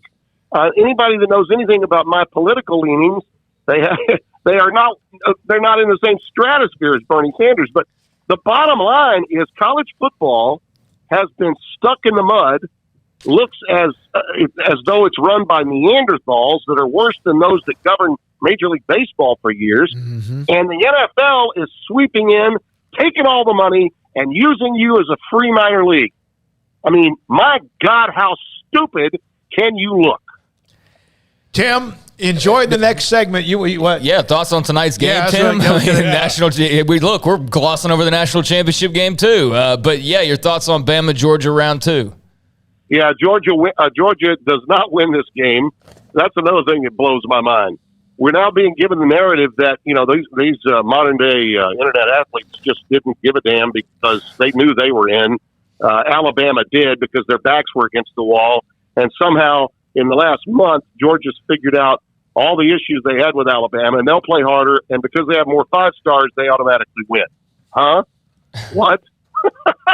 and making Saban and Alabama an underdog for the second time in a month is like feeding chum to a great white. Okay? Alabama wins this game. It'll be over early fourth quarter. Ratings will tank and hopefully be the worst ever, because in the good name of college football, that's what we need. We need awful everything. Everything must be, you know, I hate to say this, but it is true. We need anything that can go wrong in terms of viewership, national viewership, to go wrong. And I think I'll get my wish. Alabama wins this game. It'll be a colossal bore in the fourth, and the ratings will go with the tank. Tim, as always, thanks for your time, buddy. Appreciate it. Have a great night. Thank you. Tim Thank Brando, you, fellas. All the best. Fox Sports. I mentioned what he said in the tweet. Chuck Cooper's team, who's a college football historian, does games, and also, of course, voice of the Mavericks. You could not be more correct talking about Brando. Keep banging the drum. Keep being the squeaky wheel. They'd be better off playing the game Thursday night instead of Monday night. I thought about that when Coop mentioned that. Basically get a 2 full week. He's right. If they would have played this game on Thursday, they would have been ahead of the NFL final weekend with all the drama. Yeah. Well, he's completely right about December. Look, we're in New Orleans on New Year's Eve, and you think about, okay, how am I going to watch these games? And they're thinking, I know what they're saying. Well, it's a holiday. Well, no, it's also a holiday. Well, people leave their house. Christmas is not a holiday where you leave your house. No. That's a holiday where you stay there. But New Year's Eve is you've been in the house for a week and you want to get out and you want to go get amongst them. Yeah, the afternoon game, the afternoon kick is I don't. We could see it just with this show during the holiday break. Yeah. I mean, like numbers go down because everybody's out doing something. Like you know where I watched most of the Georgia-Bama game? In a casino in New Orleans. Like that's not me at home watching and providing ratings for them. I'm just out in New Orleans and like, oh yeah, though there's a game on, and oh yeah, it's not worth watching because it's a blowout, and so all right, back to the slot machine. Like that's what I did. Yeah, there was no group of like 25 people hanging around where that TV flat screen was. Everyone was, oh yeah, by the way. Try to tell your significant other, like, no, we're not going out on New Year's Eve because Georgia and Michigan are playing, unless she's a sports fan too, or they're a sports fan too. They're gonna be like, no, it's New Year's Eve. We're going to a party, or we're going out. That's how it is. And again, they did that because of a parade, which I don't want to get into again. And they have, like Tim said, they've got the whole month of December where we have weeks where the best game is the Popeyes Bahama Bowl, and it's why? Yeah. Well, you've got other things you can do. And you can still have this whole mutual exclusivity of, well, if you do a 12-team playoff, then the Popeyes Bahama Bowl goes away. Well, one, nobody's watching it anyway. But two, if you wanted to have it, it's an exhibition game. You can still have it. Why did the NFL start playing Saturday games in mid to late December? Why? Because college football was over. Yeah. Why not still try to keep one of those weekends? Why just give it up? Like, just roll over me, right? He's right, though. I mean, like, tonight's game's kind of in some ways an afterthought. Mm-hmm. Like, I mean, look, you don't almost end the interview without even asking him about it because all the other stuff's more of what people are talking about. They're talking about the playoff. They're talking about recruiting. They're talking about NIL. They're not talking about the game tonight for the most part. And, yeah, it's just kind of there because it's taken so long to get here. Like, we were all in college football mode 2 weeks ago, but now it's like – I mean, it's just one game we're waiting on. We're just waiting on this one game, and I know there's the FCS playoffs and all that too, but for the average fan, they're not paying attention to that. They're looking at, the D1, and it's kind of weird how that's happened, but I'm glad that there is somebody like Tim, like you said, banging that drum and hopefully getting some people to realize, like, man, look at all the real estate you're giving up, and when he lays it out the way that he did, you do realize, you're like, wow, they really have given up a lot of free real estate for really no real reason, quite frankly, just bad decision making. Yeah, and it's been like this has been going on for years, and to the point it's not like the NFL was strong arming them or anything. No, the NFL kind of gave them their time. Yeah, and then finally the NFL smart enough to realize, well, damn, we might as well just take over a couple of weekends. They've been playing Saturday NFL games for a long, long time, but now it's 2 and 3 games, not just like a game on Saturday night. Now it's 2 or 3 games, and of course the playoffs just passed the final weekend as well. And just college football is not a Monday thing. I mean, it's you know what I mean? Like I'm more of in line with whoever suggested like a Thursday night. Like a Thursday night seems to me like way more of a college football national championship. You get a few days before. During the week to build up to it, but like just coming out of the NFL weekend that was especially, and then just turning right around and like, oh, there's no Monday Night Football, but there's a national champ. I don't know. Like I'm excited to watch the game tonight, but I also have the fear of what Tim just said of Alabama just runs roughshod eventually, and the ratings tank and all of that. So maybe it is. Almost in a way, to root for college football, you have to root against college football, and you have to almost hope that tonight's ratings suck because then maybe that wakes up the right people. But I don't know. Based on all the stuff we're hearing behind the scenes, I'm not sure how we're expecting them to figure out, what a bad decision having the national championship game like a month after the season's over with, how much of a bad decision that is or whatever else they're doing when they can't even get like the simple stuff right now. They can't even agree on a playoff format. How are they going to figure out, oh yeah, maybe we're placing these games on the wrong dates, or maybe we're taking too long between the end of the regular season and the end of the postseason. There'll be millions of people who watch tonight, but it could be many more millions. And Sure. Yes, Georgia, Alabama fans, or Ohio State, Clemson fans, whoever was playing, they're all in, and they should be. But what makes the Super Bowl so special, not trying to get those numbers, but you know what makes them so special, and even the NFL, even during the season, is the non-true blood fan. And that's what the NFL has found, and that's what college football needs to find. And I brought that up with Paul last week. I used a wrestling reference, and I'm somebody who's not real in on that right now. I just go in waves, but I've kind of become disenchanted over the last couple months, and I'm not paying attention to it nearly as much. Probably like a lot of college football fans haven't been paying attention for the last 5 weeks, unless there's a coaching change that they're monitoring and recruiting and stuff. But outside of that, there's a lot of teams out there, those fan bases don't have any reason to care about any of this right now or anything that's happened in the last 5 or 6 weeks with bowl season. So, I use the wrestling example of, years and years and years ago, and cable cutting does play into it somewhat, but you had 10 million people watching on Monday nights, and now you're lucky that it's 2 every week. Now, 8 million people might have been victims of cable cutting. I highly doubt that total number was.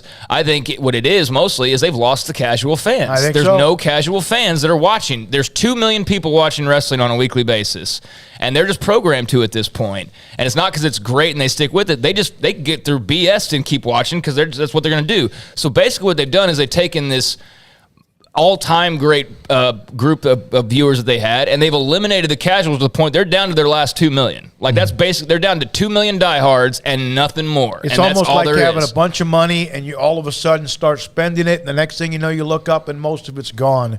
And you go, damn, I wish I still had 8 or 9 thousand or 8 or 900,000 or 8 or 9 million. All right, we got to take a break. Kevin Hoffman on his retirement. This is not unexpected, but why now? Kevin Hoffman won 3 state titles at Mart, 91-11 record. He'll join us next on Sikkim 365 Radio. Right now, there's a picture. In fact, I can just put it up for a second. There's a picture. You can see that gorgeous marble picture of a steak. Waco Custom Marketplace, our great friends, the Bauer family, 425 Lake Air Drive in Waco. They have 2 different companies. They have what is the distribution company, which is Waco Custom Meats. And then a few years ago, they built a grocery store with a full-fledged bakery and butcher shop. And they have specials this week. If you love steak, listen to this. Select choice of prime ribeye steak from $12.99 to $15.99 to the prime ribeye steak at $25.99 a pound. These are specials for this week all the way through Saturday. Pork steaks, $1.99 a pound. Country style pork ribs, $1.99 a pound. Smoked pork tenderloin, $3.25 a pound. They also have thin sliced chicken breast for $2.50 a pound and country style ring sausage at $2.25 a pound. Steaks are delicious. The bakery is fantastic. Fresh baked bread and kolaches every day. If you want once a month or whenever it is and you want a specific type order to pick up from the butcher shop, beef, pork, poultry, and seafood, you can send in your order. They'll tell you when it's ready. You go pick it up and you have it for the next 2 weeks or the next week or even for the weekend. Waco Custom Marketplace, your hometown grocery store. They have fabulous customer service, and also, again, the full-fledged butcher shop and bakery at 425 Lake Air Drive in Waco. From the first workout to the last practice, sports is an incredible challenge. Hi, this is Dan Ingham with the First National Bank of Central Texas, and we're proud to support each athlete, every parent, and our educators. From families, small businesses, to the biggest industry, we're here to help. With remarkable products like First Free Checking, we've got banking ideas that fuel big dreams. The First National Bank of Central Texas. Familiar faces making local decisions. Member FDIC, Equal Housing Lender.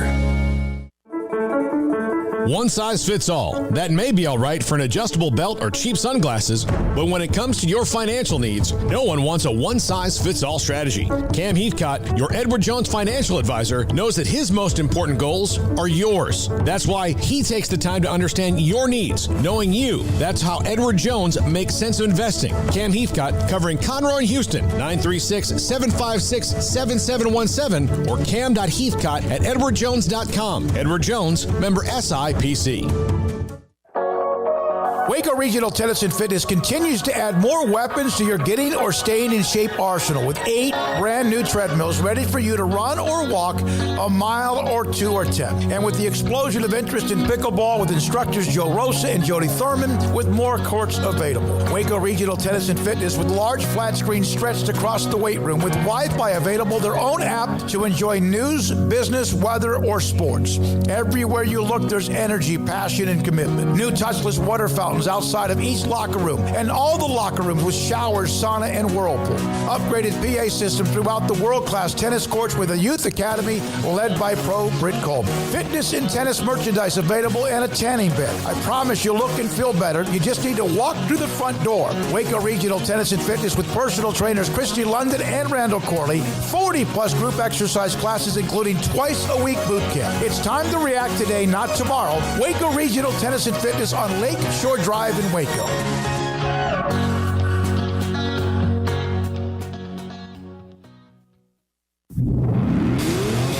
Masters of Barbecue, kings of crazy good food, and the perfect sanctuary for sports, beer, and barbecue is Coach's XXX Smoke on Austin Avenue in downtown Waco and also on Highway 84 in McGregor. A menu filled with choices like a great offensive playbook, including 3 meat combos with sides, burgers, and sandwiches, wings, loaded giant spuds, and salads, crazy wings, chicken poppers, big boy fries, and smoking quesadillas, just some of their amazing appetizers. There's Coach Big Ol' Draft Beer, or order Zach's Spicy Bloody Mary or Coach's margaritas and mimosas while watching your favorite team play. Great pecan smoked barbecue, fun atmosphere with attention to detail, including a catering menu, and we'll quote your price to fit your budget. Coach's XXX Smoke on Austin Avenue in downtown Waco, and walking distance to the great places to shop and enjoy, and also the original location on Highway 84 in McGregor. Great food, great price, great fun. Eat where the locals eat.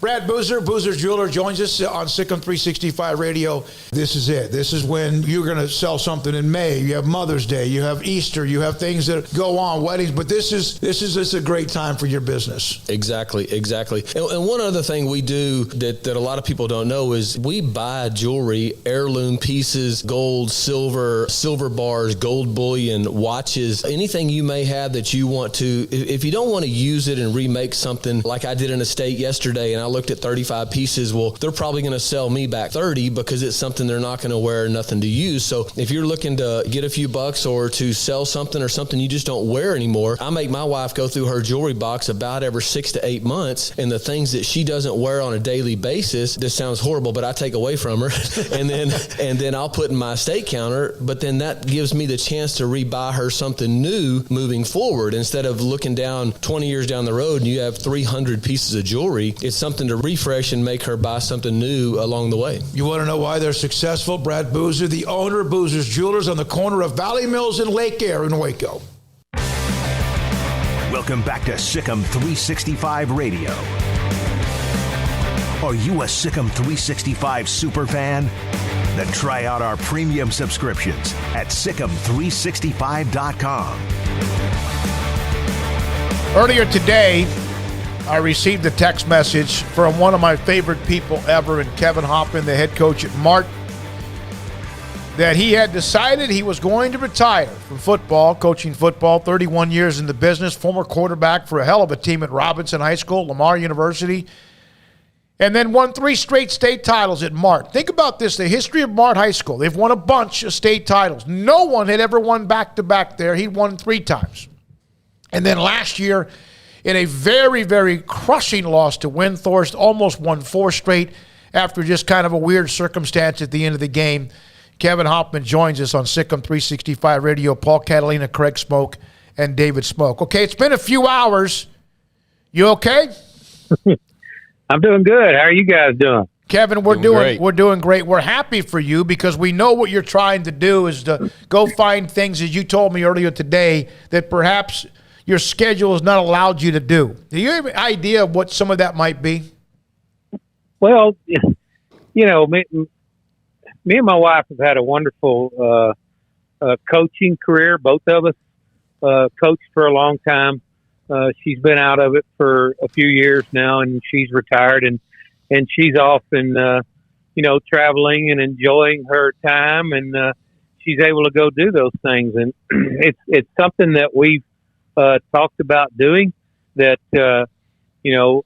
we want to go and experience other things, outside the coaching profession. We want to go travel and, see all the things that are out there. We've done a little bit of it over the past few years. We've done it a little bit here and there, but there's always a schedule that we had to come back to. It's just one of those things that we both enjoy doing. We both want to do. So before, who knows how much quality time that either one of us has left, and we want to experience those things before we're too old to either get around or remember those things. And so we'll see. I'm not going to say that I'll never coach again, but I'm gonna take a step back, take a breath, and get away from it for a little while. Is there somewhere in particular that you want to go? Just we've done the things that we have done. We really enjoyed. So we like to go to the mountains. We like to go to the ocean. We've been to the West Coast and driven. Rented a convertible and driven the Pacific Coast Highway from San Francisco down to LA. We've been to, we've flown into Miami and rented a vehicle and drove down the Florida Keys, which was a lot of fun. We've been to the Smoky Mountains, and which was really beautiful. So we've done a little bit here and there. But we want to see more. We have a friend that owns a place in Montana that he's invited us to. We've been to Colorado, and I just want to go experience and see things that that are out there in this great place that we live in, the United States. And I just know that my mom and dad, my mom liked to travel. My dad didn't like it so much, so they didn't do a lot. But I saw them, in their final years of their lives, and I don't want to be those kinds of people that retire and don't do anything, just sit around the house. And so that's the plan now. And I don't know, I might not enjoy it as much as I think. So that door is always open to coach again. Coach, it's been 1 month exactly since your last game there at Mart, the loss to Falls City, which I know was a tough one for you in the state semis. But did you have a clue then that might be your last game at Mart? Was that something that at least you were able to kind of have when it ended, that closure of like you were kind of prepared for it, or was this all kind of unexpected? Well, I've been talking to my brother and my sister and my wife. Those are the three people that I care the most about, and we've discussed it over. It's been a couple of years. When I started coaching at 25 years old, I always had a plan and a goal for each year and each couple of years and each 5-year period. These are the things that I wanted to do and I wanted to accomplish. I've been able to do those things in my career, and I thought that if I made it 30 years in this profession, that that would be a great career, and I would be 55 years old, and I would still be young enough to go experience things and go see other things and do other things outside of the coaching profession, which has again been really great to me. So 31 years. I thought about it last year, and I thought maybe if we won 4 in a row, that I could just kind of ride off into the sunset at the highest, at the highest of the game. And y'all mentioned that was probably one of the worst losses that I've ever been a part of. And again, I thought about it last year, and then me and my wife sat down and talked about it. And thought that let's not go out that way. Let's give it another shot. Let's make a few changes, and we did that. But it got to the point where, and I told my coaching staff, the winning 3 straight state championships was great. awesome accomplishment. The last 2 years, we were 28-2, and I told my coaching staff that it didn't. When you lose the way that we lost, it didn't feel like we were 28-2 in 2 years and had 2 great seasons. It felt like that over 2 years we were like 14-10. So the wins, they weren't they were half as much fun, over the past couple of years, and then the losses, it was 5 times as worse, crushing, and I took it really hard, and so that played into it also, that the wins, they weren't as much fun, and then the losses were horrible, and they were worse than, okay, we lost the game, let's pick up the pieces and let's move on. It was really difficult when we did lose, although we didn't lose very much, but they were difficult, and so that kind of played into it, and I thought about it before the Christmas break, and then me and my wife discussed it over Christmas break, and I went back and forth. Am I making the right decision? Well, I'll never know if I'm making the right decision if I don't pull the trigger on this and see what else there is out there. And I told the coaches and the administration and the players today that if I stayed in coaching, Mart High School is the place I want to do it. That's where I've enjoyed the most success and had the most fun, and obviously winning does that. But when the losing hurts as much as it does over the wins, and you don't enjoy the wins, it's time to take a step back, take a breath, and reevaluate. Out of all the championships that Mart has won, and they've had some great teams that have tried to follow it up, you were the first one to win back-to-back, and on top of that, you won 3 in a row, and as you just a nostril hair away from winning 4 consecutive state titles. But the animal that is there, the standard that is there, you knew that as an assistant when you were under Rusty Nail, and you knew that as a head coach. Can you try to explain it now that you've been through it, the pressure to win? It's hard to explain. You have to be a part of it. You have to live it. The expectations of the football program at Mart High School they're astronomical. You got to win, and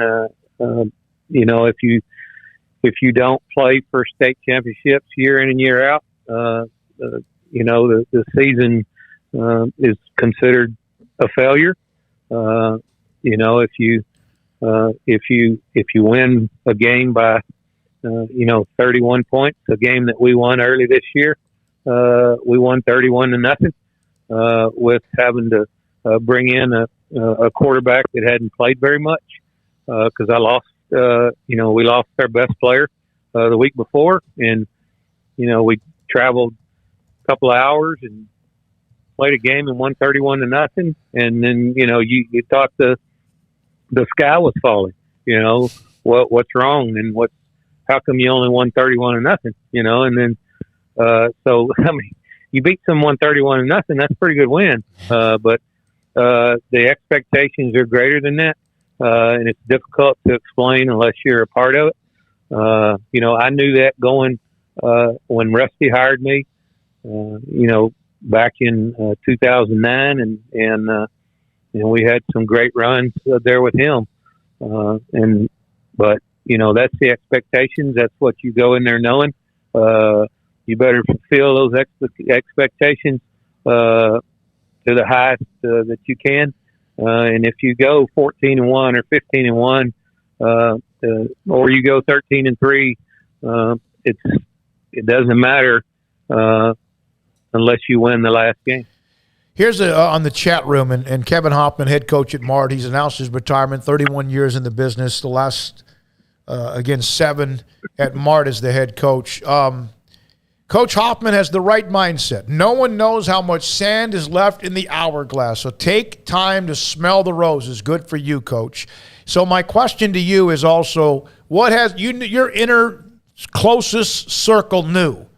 Although I think sometimes even today it was still a surprise for a lot of people. What has it been like, the reaction, once people started hearing that you had retired? Well, it's my coaching staff, who's done wonders, and they will continue to do those things. I had kind of told them a little bit before we left for Christmas break that I was contemplating doing this, and then after I met with a couple of coaches there individually that had been there for a while, and so kind of let them know what was going on, because I don't want anything to happen to those guys, and that's my biggest concern. But I think they're all going to be okay. But their reaction today when I told them was, they didn't even though I had warned them. I didn't think that that they thought that I was actually going to do it. But between them, it was good.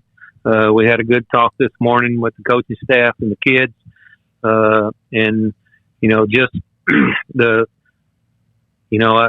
first two people were my brother and my sister that I called early this morning on my way to work.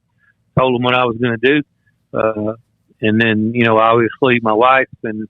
But the coaching community, I've gotten messages from, coaches that I've coached against, coaches that I coach with, the players that I've coached over the years that have all, congratulations on a great career, and looking forward to retirement and having a happy retirement, and so it's been great. And like I said, the coaching community is in this state of Texas is head and shoulders above any other state, and the guys that I have built relationships with over these years has been wonderful, and they. Most of them have reached out to me, and it's been nothing but special. You will be a part of the Texas High School Football Hall of Fame. It won't take long. I think you are still wanting one more game of eligibility to see if you can score against Dangerfield. Yeah, is there any way that we can take the team that I had and we can go back to 1983, but then the guys from Dangerfield need to be the guys like right now. And I think, I don't know if we can beat them, but I'm going to be willing to bet that we can score. You can get a couple touchdowns on them. There's some guys with some knee replacements on that. Gave them the hardest game of anybody other than the two teams that were 4A schools at the time. Kevin, you have been nothing but class from day one. Your story of you, your family, your mom and your father and your wife, and also everyone else involved, it's incredible. Nobody thinks of, and you never heard anything negative ever said about Kevin Hoffman, and that's the best way to be able to describe your legacy. Thank you so much. You've meant a lot to Mart. You've meant a lot to high school football, and the game is not as good with you not in it, but we wish you the very best in having a chance, as you said, to go find out what else is out there. I appreciate it, guys, and you guys have always been great to me. Always treated me with respect, and you guys deserve the same, and y'all do, and the things y'all do for not just Baylor and the Central Texas, but the state of Texas and high school football, man. Nobody's better than you guys, and I appreciate it. Thank you. Kevin Hoffman is retired. Kevin Hoffman, as class as you get. Thanks, Coach. 91-11. Chance now to go smell the roses, go see what's out there that otherwise he didn't know existed or knew it might exist but never had the time because of the schedule. It's kind of a battering ram. I know what he means, though. Like, I used to do a coaching show with him at the old place, and I hated doing those because you always knew those guys were so busy. Like, they're so busy, and, to try to track them down and get times allotted. And Kevin was always really good about getting back to me if he missed it or just being there at the same time every week. But in talking to him, like, I can only imagine how he feels because when they win every single week and they win by 50 points every single week, it's just like, so you won again, coach, like by 40 points this time. And then they finally lose the game, and you would think like the sky is absolutely falling. It's like, wait a second, they're 9-1 and they're going to go to the playoffs and probably win 4 playoff games at the minimum. But yet you're like, oh my God, they lost the game. And so, I was sensing that. I can only imagine how it was to actually be experiencing that. Yeah. And then, somebody you said they're up 31, they win 31-0. So it's like something wrong this week. No, I mean, you walk in the door and they're like, there's a handful of places that's like that. There's no question that Mart always will be. They have an incredibly rich tradition. They will continue to win. But he's the first one ever, and the first ever state championship was in 1957. They won a bunch. He's the first one to win back-to-back and then back-to-back-to-back. All right, when we come back, we'll hear from Texas Tech. He covers Texas Tech, Austin Massey, for 247 Sports on what they're doing at Texas Tech with a great win against Kansas. Baylor tomorrow night. Sikkim 365 Radio. Supply chain challenges have made new cars and trucks hard to find fast. Well, the good news is cars and trucks are coming, and right now Richard Carr is receiving deliveries of new cars and trucks each week. So right now is the time to contact Richard Carr and get your name on a new Buick, GMC, or Cadillac. As they are being shipped, get on Richard Carr's inbound vehicle list, and you can get your new car or truck as soon as they arrive. If you're looking for a pickup, we'll check out the Sierra. Sierra's got it all from GMC power for a work side to the luxury interior and drive for a night on the town. If you're looking for SUVs, well, Richard Carr has more SUVs than any other dealer, 11 different models to choose from with dozens of trim options. Richard Carr is the one-stop shop to find that perfect SUV for your needs, whether it's a fun and nimble Buick Encore or the sophistication and luxury of a Cadillac Escalade. They've got SUVs in all sizes and price ranges, so call now, come by now, or go online to find the perfect SUV for your family. And if you're not in the model, if you're not looking for a new car or truck, you're just looking for a car or truck, pre-owned, ready to get in it, ready to drive it off the lot, well, they've got a bunch of premium pre-owned cars and trucks on the lot as well. All of them have gone through a 172-point inspection, and 100% credit approval is always the goal. And Richard Carr, for those here in the Waco area, is your local hometown dealership, so give them a chance to earn your business with great prices, free oil changes on new cars and trucks, and superior service after the sale. Richard Carr, Buick GMC Cadillac, owned, operated, and run by loyal and proud Baylor Bears, and they look forward to seeing their friends at the dealership or in the stands. 1, 2. I'm in love with a man named Rudy. I'm okay with that. He knows exactly what I want. He keeps me coming back. He cooks breakfast, lunch, and dinner for me. Does the dishes too. I'm in love with a man named Rudy, last name Barbecue. It sure is easy to fall in love with Rudy's tasty oak smoked barbecue. Next in line.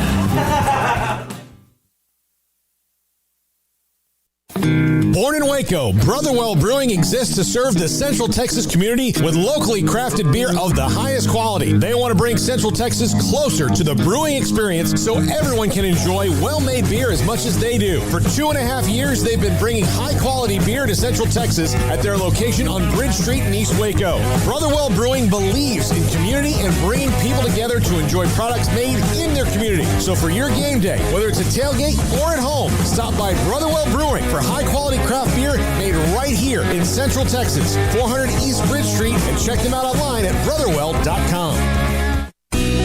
Let Camille Johnson Realtors guide you seamlessly through the process of buying your dream home or selling your current one. Commercial, farm and ranch, or residential, Camille Johnson Realtors can smoothly and successfully lead you through any transaction. With a team of 28 experienced agents who are excited about serving you, Camille Johnson Realtors services the entire greater Waco area. If you're in the market to buy or sell, contact Camille Johnson Realtors, 104 Midway Center in Woodway, or find them online at www.camillejohnson.com. Camille Johnson Realtors, elegant, charming, warm. Welcome home. Did you know that 1 out of every 4 men have symptomatic low levels of testosterone and don't even know it? And if you think you're too young to worry about it, guess again. Low T levels can make you feel tired and grumpy, cause weight gain, and wreak havoc on your sexual desire and performance. Petty Clinic Low T can set up same-day blood screening and results, so if you're tired of being tired, I challenge you to man up and Google search Low T Waco or go online pettycliniclowt.com. It's a private clinic with an atmosphere catering to men. Affordable, only $150 a month, includes lab work, office consultation, testosterone injections, follow-up visits compared to $395 a month in Dallas or Austin, and you don't have to fight the traffic. Petty Clinic Low T is board-certified physician consultations, will provide the best form of brand-strength testosterone available. Contact Petty Clinic Low T today, just off Highway 84 and Old Hewitt Drive in Woodway. Petty Clinic Low T, helping men become the high-performance men they deserve to be. PettyClinicLowT.com or Google search Low T Waco. Riverbend Liquor and Wine, Lakeshore Drive at North 19th Street in Waco is a hidden gem. They've got a great selection of spirits, wine, and the most extensive selection of craft beer in Waco in their gorgeous walk-in fridge. And they have an amazing array of high-end bourbons like Pinhook, Weller, Buffalo Trace, Brush Creek, Hotel, Garrison Brothers, Thomas S. Moore, Hooten Young, and Bardstown. Great customer service and a convenient and speedy drive-through window. Riverbend Liquor and Wine. Find out more on Facebook and Instagram. The secret to living your best life is pizza, obviously. Golden crust made from scratch, 3 fresh signature cheeses, and the toppings, crispy old world pepperoni, savory Italian sausage, bacon. That's called a dream team. Find everything you need to live your best life and more at Marco's Pizza. Owner Bob Mock has been delivering pizza since 2001 and is the proud owner of 4 locations in Waco, Belmead, China Spring, Woodway, and soon to be open in Robinson. Marco's. Pizza lovers get it.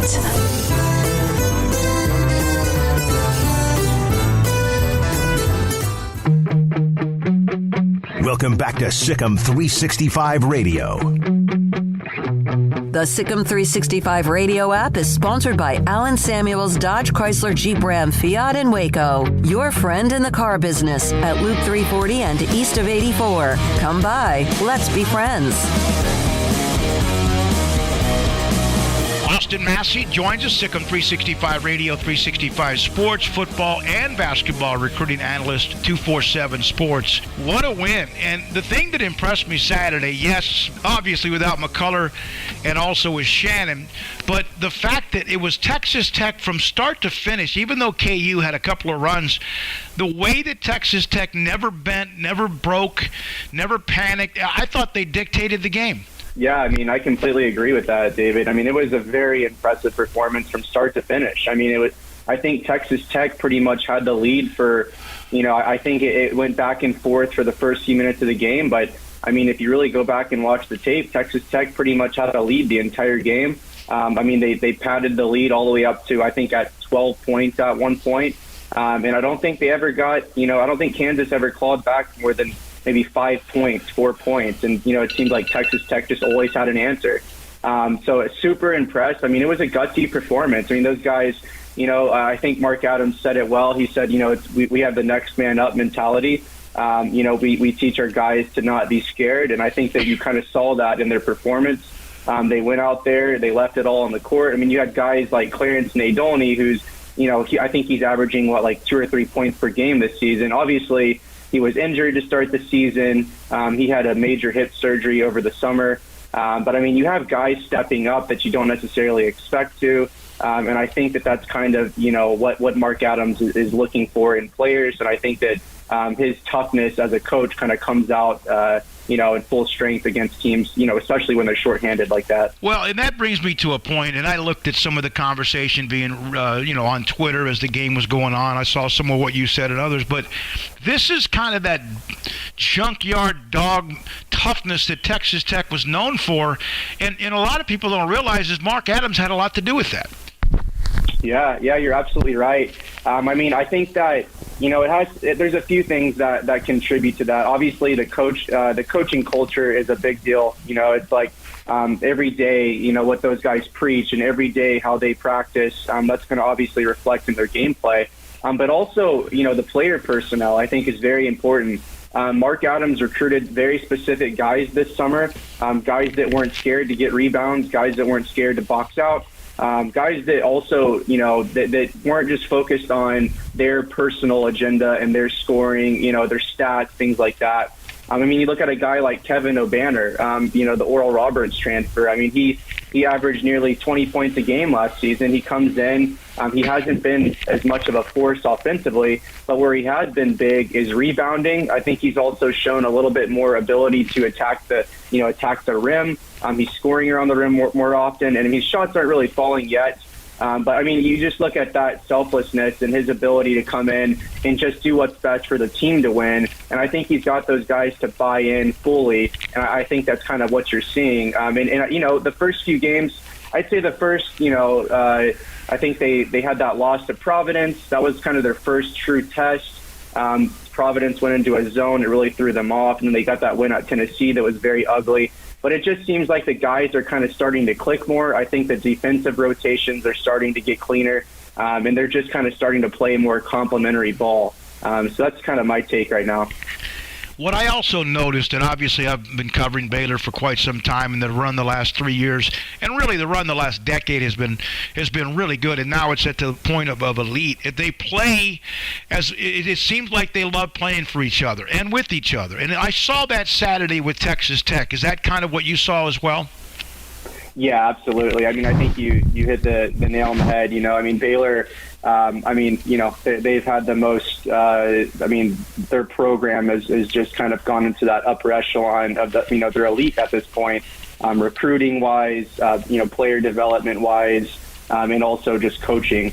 And I think that Mark Adams is trying to replicate that. Obviously, they have a long way to go. Scott Drew is you're gonna be hard pressed to find a more accomplished coach than him. But I think that's kind of what they're working towards, and I think that's exactly what Scott Drew is kind of preaching to his guys. Buy into the system. We all play for each other. We're going to play hard every night. We're not going to get worked. When it comes to rebounding, when it comes to hustle, when it comes to diving for loose balls, things like that. And I think that's what's going to make this matchup fun. I think that you're going to see two teams, playing extremely hard. You're going to see guys going for rebounds. You're going to see guys diving for balls, and there's going to be a lot of jump balls. But it's going to be a fun matchup. I'm very excited for that. So they also get rewarded not only with the top 15 win, the second they've had. Tennessee was another one, but they get the commitment over the weekend from Jalen Tyson. And this has been kind of a back and forth with Tech and UT, Chris Beard and Mark Adams, and they end up getting Tyson. How cool was that?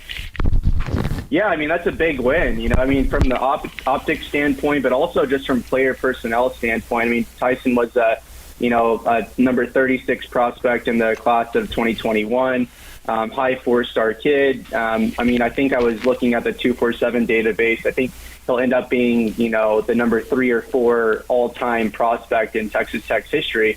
So, it's a big recruiting win for Mark Adams. I think that they want to really recruit well in the Dallas area, and landing a kid like Tyson really impresses those Dallas AAU coaches.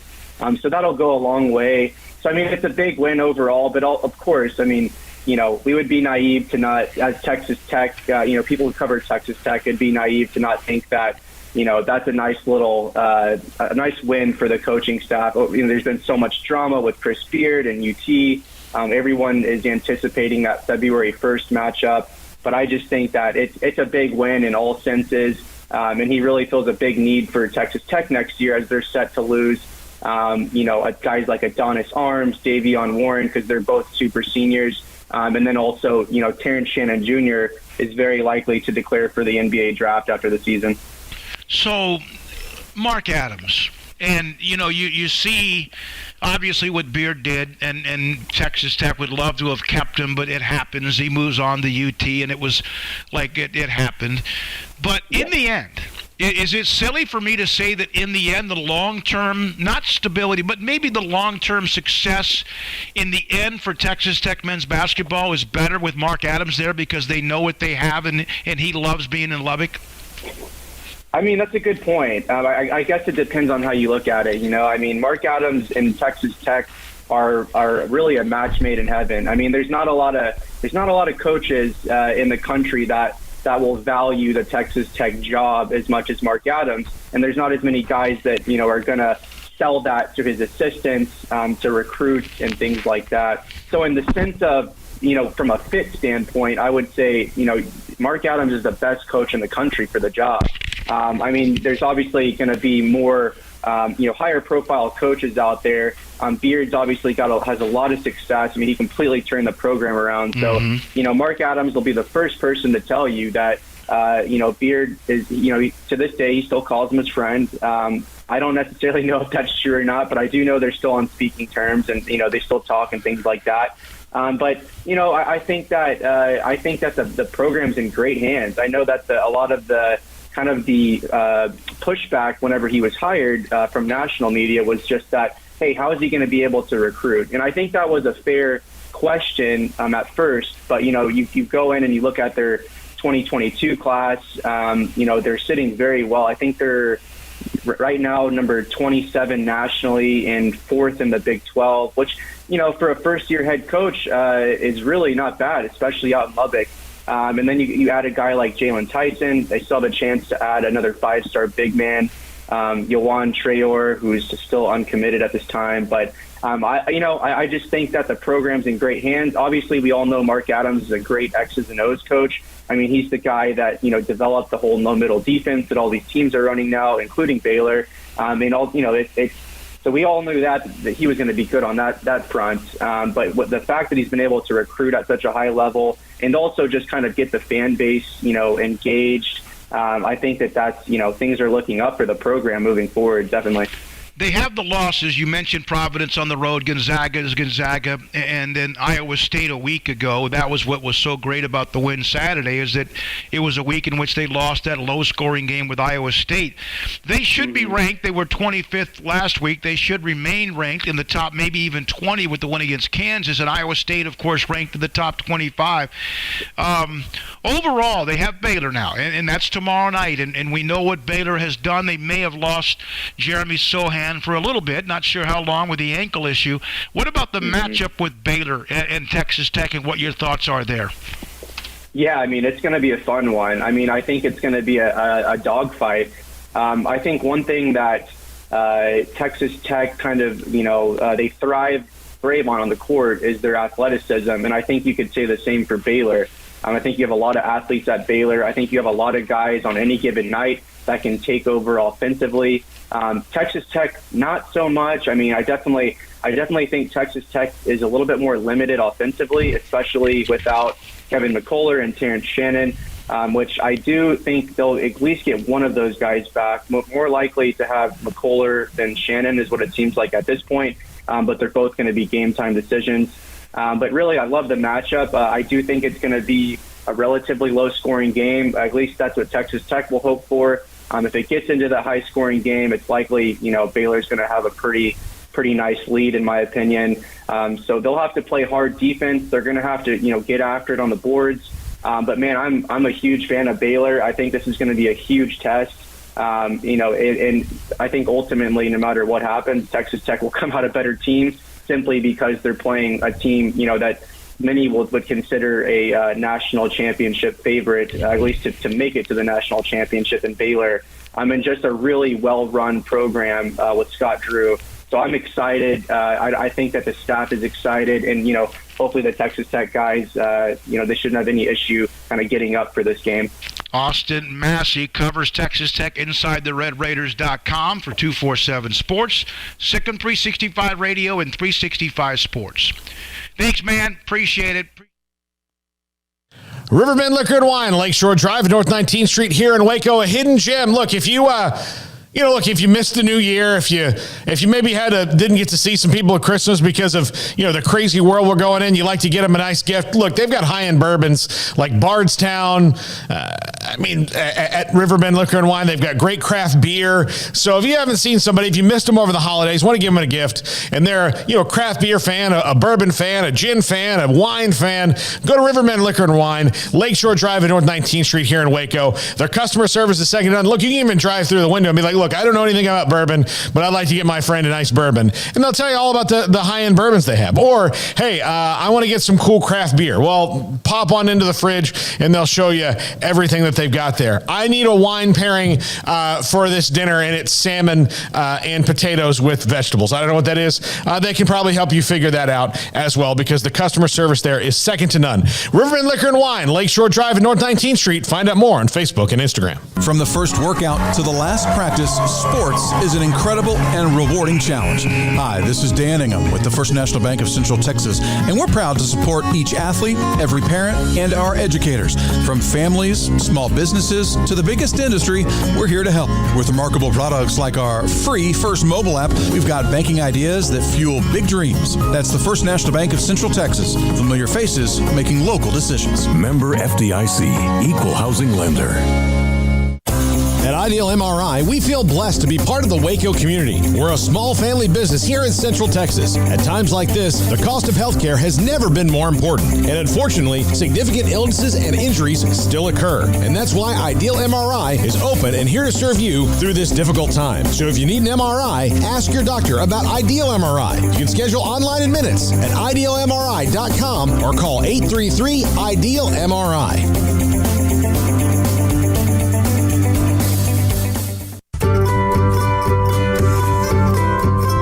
You want to know why Stonewood Dental is so successful? Listen to what happy customers have to say. It's pleasant. It's different than any other dentist office. I really feel like they care.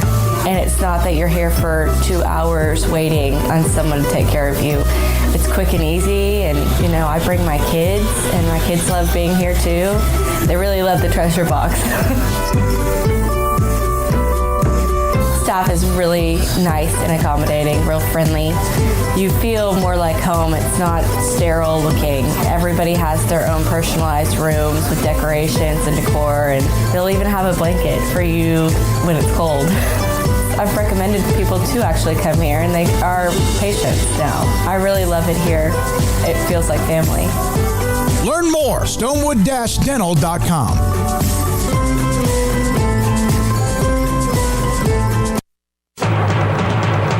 At Allen Samuels Chrysler Dodge Jeep Ram in Waco, our brands continue to win awards year after year. The 2021 Ram brand just received first place in the prestigious J.D. Power Initial Quality.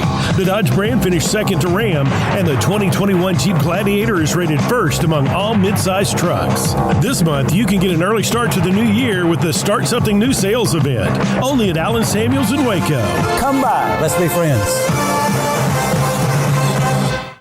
The year is wrapping up, sports bettors, but BetUS still has your NBA, NHL, college football bowls, UFC, PGA, and of course NFL betting lines up for their 27th year. Live betting on all of it. Log into BetUS.com today. Use our promo codes SICK'em125 for 125% bonus on cash, or SICK'em200 if you use crypto. So use the 3-decade leader, BetUS.com. Use promo code SICK'em125 and SICK'em200.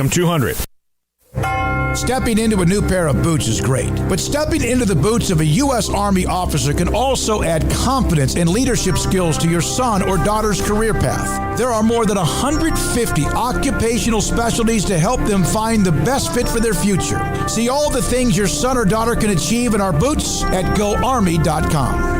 U.S. Army Waco Recruiting Company, 254-598-8131 or 254-776-1543. Welcome back to Sikkim 365 Radio. The 5 o'clock hour is sponsored by Edward Jones Investments with financial advisor Tom Albers, staying in touch with you and your money through these difficult and changing times. Edward Jones, making sense of investing. All right, here we go, this 5 o'clock hour. And you may see some people in the studio with us. It's an honor to have ESPN Plus. They're filming the series Our Time. TL, Eric, and Scott are here and taking a little bit of what we do every day on 365 Sports on YouTube and Sikkim 365 Radio as well. Baylor men's basketball conference play. They've started out. They still have the winning streak. Unanimous number one again in both polls. we understand how deep and thick and how good the Big 12 is, and yet, Paul, here they are yet again. Yeah, and look, I expect them to be. Bill Self said the other day, nobody's going 18-0 or 17-1 in this league, but maybe Baylor could. Bill Self thinks Baylor's that good. Now, I don't think anybody's going 17-1. I think the champion is 16-2 or 15-3 because it is going to be a sledgehammer of a league. Texas Tech comes in tomorrow night. That's a team that's excellent on defense that just beat Kansas, but Baylor's got a way about them to where they're not really fazed by anything. It just they figure out a way to wear you down and make them play their game. You would think with a team that lost so many veterans that there would be some moments that were too big for these young guys, and yet these young guys have stepped up and they're playing like 3 and 4 year starters. I mean, it's been unbelievable to watch just how they've stepped into the big shoes that were left by the likes of Davion Mitchell and Jared Butler and so many others, and they're just keeping it going. I mean, 15-0. TCU, we talked about it. It was a struggle, and yet they win by double digits. So they're a machine right now, and so long as they can avoid the COVID bug, so long as Jeremy Sohan, the injury doesn't linger with his ankle. I mean, there's so much to love about this team and the direction they're going now. To go unbeaten, I mean, I think we all know that's unlikely, and there's a loss that's going to come at some point. But right now is not the time. I mean, they just keep reeling off wins. They are kind of playing with the food a little bit at times. It's that killer instinct they had a year ago in which if they got the lead on you, the game was over, except for Oklahoma State in the Big 12 tournament. But they are still winning, and TCU's pretty good. And so now Texas Tech, as they continue the onslaught, the sledgehammer of the Big 12. And speaking of COVID, the women's basketball team, after winning, of course, we know their history for so long, and now they're dealing with COVID and getting people back, finally able to work out as they get their schedule back as well.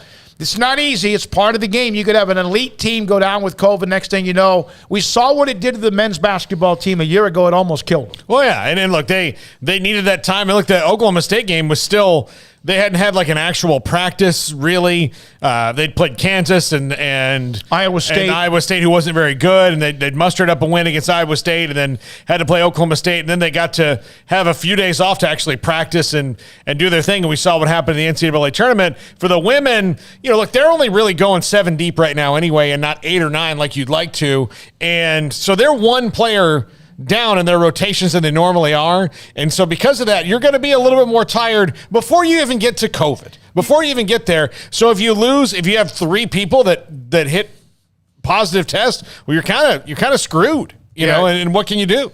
Yeah, depth's been an issue. It's been something that they've just had to deal with from pretty much day number 1. And it's just another challenge for Nikki Collin and this staff. But, I think anybody who's maybe a little bit down in the dumps because this is not the Baylor women's program that we're so used to seeing being a juggernaut, just winning every week by blowout fashion and doing all that.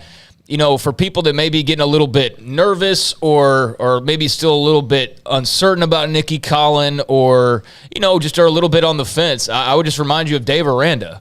After the first year, he dealt with COVID all throughout the season. They were shorthanded a lot of the time. He was a new coach coming in.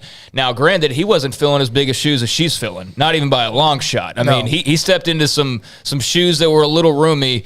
She's stepping into, like, shoes that are 10 times too big. So she already had that going against her. You add in the COVID piece. You add in the fact that they're a little undermanned right now. And you add in the fact, too, guys, that they have been the kings of the conference for well over a decade. Well, since I arrived in 2010, they've won every Big 12 championship imaginable except one tournament when West Virginia won. I'm the only one of the 3 of us here who knows a season where they didn't win the Big 12 championship, and that year was the year they won the first national championship. Yeah, and my point with that is that when you're down a little bit, and granted they're still ranked in the top 25, they've taken a couple of lumps, but it's not like they're not going to make the tournament. It's not like they can't go out and win a bunch of games. It's just that the 8 ball's against them right now. And then when you have a bunch of other teams who have been striving to be Baylor for years and years and years, going out and making higher, you see Iowa State suddenly real into women's basketball. You know, Texas obviously made the Vic Schaefer hire with one thing in mind. We're going to be the kings or the queens of this conference, and everybody's getting their shots in now. They see that Baylor's a little bit down, and they want to take full advantage of that. So she's got that going against her. She's got the expectations, the shoes she's stepping into. She's got COVID. She's got a smaller roster. She's got a lot, and yet she's handling it with class and grace. And I don't think for 1 second that Nikki Collin is worried or that she doesn't think that she can get the job done. I think she knows she can. She just like Dave Aranda needs a little bit of patience and a lot of hard work. TCU's a game that was canceled. Then, of course, they also had the game with Texas canceled. And all due respect, that might be a good thing because of how they were playing and how they struggled to open up the conference play. But now you have Oklahoma, and they're better. They've got a new coach, and we know how dynamic they're trying to be. But maybe the pause in this particular case, it could end up just spiraling into a 2 or 3 game losing streak and being dug, under 500, which is hard to think about. But I do think that maybe it gives them a chance to take a deep breath, perhaps take some of the pressure off their shoulders, which you want to have when you play at Baylor. But that's going to be interesting to see how they handle it. It won't be easy on the road against Oklahoma, and then they have Kansas this weekend. But missing Texas, and Vic Schaefer, what he's done, they got a heck of a team, and they're beating people up pretty good. They've beaten Stanford, and they've had a couple of other classy wins as well. So we'll see what happens. Now, back to the men for a second. This is the Big 12, the best conference in America. And we know that they won it last year. They didn't win the tournament. That's okay. They went on to win the national title. Could have won the national title 2 years ago. How they have handled this, and now where they used to play certain programs that were maybe in Baylor's head, that's gone. That is no longer the case. Now I wonder how often does Baylor win because they're now in the heads of everybody else. Oh, I think that when Baylor rolls in there, people know like this is they kind of have a 5-point lead already. It's one of those things that, like when Alabama tonight, Alabama, they've got a touchdown lead over almost anybody they play before they've actually scored a touchdown because it's all up here. It's mental. But, they're extremely dominant, and they had a down defensive game against TCU the other day. You're not going to have a down defensive game against Texas Tech back-to-back. And because you're going to have to kind of match them defensively because that's what they do. And this could end up being 50-47 or something. Yeah, like that. Or it could be a normal game. If Baylor wins the game, I mean, they're probably going to win by more than 3 because that's what they do. It'll be 50-47 for a second, and then you turn around, it's going to be 59-47. You're like, well, what happened? What just happened? Yeah, that's how they do it. Next thing you know, there's that strike. Yeah, they've just casually beaten 2 top 10 teams in the last month. No big deal to add on to all their other top 25 wins. They escaped Hilton Coliseum against Iowa State with a really nice win. Escaped Schollmeyer and TCU this past weekend. Not that was a ranked opponent, but that was one that could jump up and bite you. And they just don't lose their mojo ever. They have the utmost confidence in what they do, how they do it, and who they're playing with, and who they're coached by. And Scott Drew, it's taken a long time to get to this point, but they're kind of at the point now where Jeremy Sohan goes down, and it's just next man up. All right, so what? We got to move on. We got to keep doing what we're doing. And just the culture and the character of the program right now, I think, is pretty much unmatched around the country, and that's why you see them at 15-0, extending that win streak from being champs last year. Could have been champs 2 years ago if not for COVID. We'll never know, but one thing's for certain, they're not letting off the gas at all. All right, so with Sohan, we don't know how long, but obviously looks like that could be extended. Dale Bonner gets critical minutes, and I text Jerome Tang after the game. I said, can you try to explain other than the obvious? And he was, oh, my God, it's big time. And he handled some of that. Yeah, he wasn't flawless, but he understands. Well, when you're on the Baylor roster, you're expected to be very good at what you do. I think he was a little reckless early in the game when he got in because it was like, oh, hey, by the way, you usually get a couple of minutes now. You're probably going to play 8, 9, 10. And it was like, what? Are you okay? Wasn't ready for that. But once he got used to that, he settled in. He made their first free throw, I think, was Dale Bonner that they shot. They didn't get a lot, but they just adjust. And that's how they beat you, is they figure out what lineup combination is going to come at you the hardest in that stretch, and they leave it in until you're kind of like, okay, we don't know what to do. And once you adjust, Scott Drew adjusts, and the chess match that he's playing is just so far ahead of everybody else right now. Well, and you do see on that documentary series, Our Time, which is on ESPN+, you get to see some of the behind the scenes of what Scott Drew is like, Nikki Collin and what she's dealing with, again, with the delay, and now getting back on track to have a game Wednesday against Oklahoma. And even those who have seen Scott Drew, we have our own documentary documentary, the Ode to Joy that comes out later on this week that is brought to you by Sikkim 365. Even then, there are times you see Scott Drew behind the scenes that a lot of people don't get to see that access of how positive, upbeat, and one of the things about Scott Drew is how amazingly thorough he is and the staff preparing their team for any game.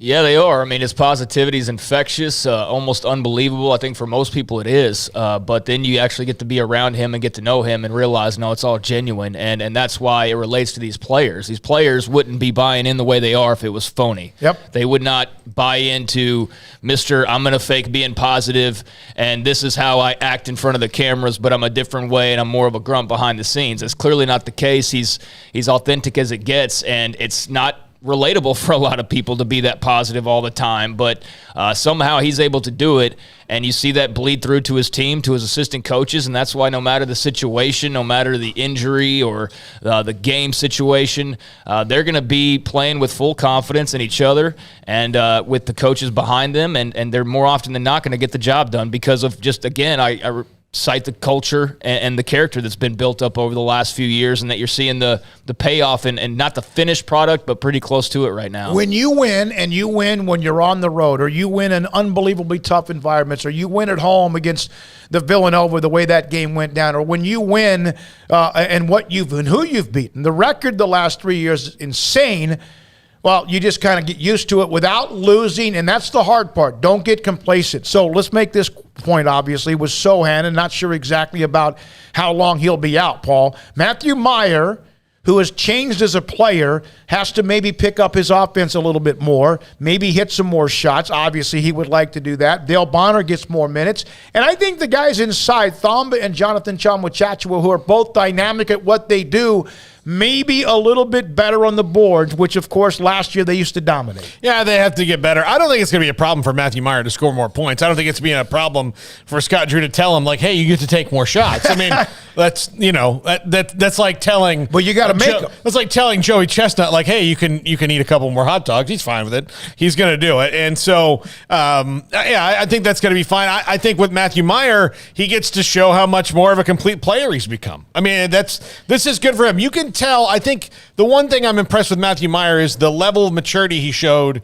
the last couple of years growing, in that he kind of knows. He went to the NBA camp this year, the pre-draft camp, and he heard everything they had to say. And if he wants to be an NBA player, he has to be a complete player. And I think he's showing that right now in the way he's playing defense, the way he's rebounding, the way he's not just chucking up shots like it's the only chance to stop the meteor from hitting earth. Yeah, like if he doesn't get a shot in 3 or 4 minutes, it's not, oh my God, I got to take a shot. He understands his role, and at times he will have his plenty of time to shoot. I don't think he has any problem taking on more of a role, and I think that if he did, then you'd have the wrong guy on your roster. I mean, he came back for a reason. He came back because he's one of the best players on this team from last year, and he came back because, obviously, in talking to NBA scouts and just others, he felt like he had more to prove and more to do. And so who are you going to look to when you need a little bit of help or a little bit more for somebody? Okay, the returning guy who could have probably gone to the NBA or started playing pro ball and instead decided to come back and be a bigger player for you. So yeah, Matthew Meyer could always step it up a bit more, and I think that he will embrace that with open arms and be ready to do that. I don't think anybody on this team backs down from anything, and sure, if their number's called, they're going to be ready there to answer. With Akinjo and Flagler, and now of course what LJ Cryer brings to the table, who last year had to know his role, averaging almost like 50-plus points a game as 3 guards. It's been pretty amazing.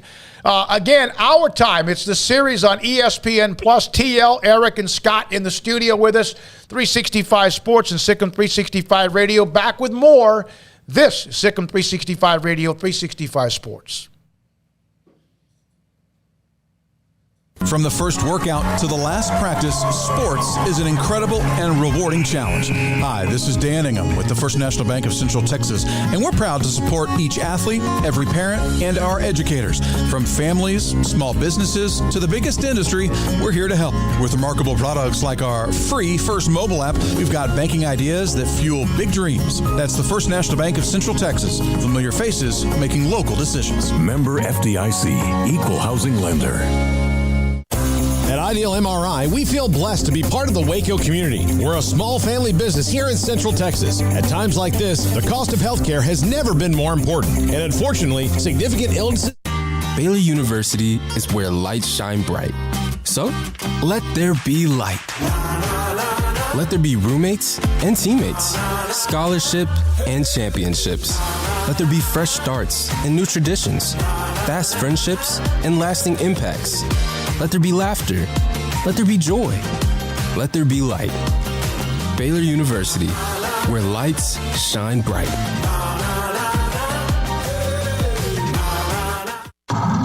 It's plain and simple. Waco Custom Marketplace is the one-stop shop for what you need for tailgating, from charcoal, cold beer, and wine.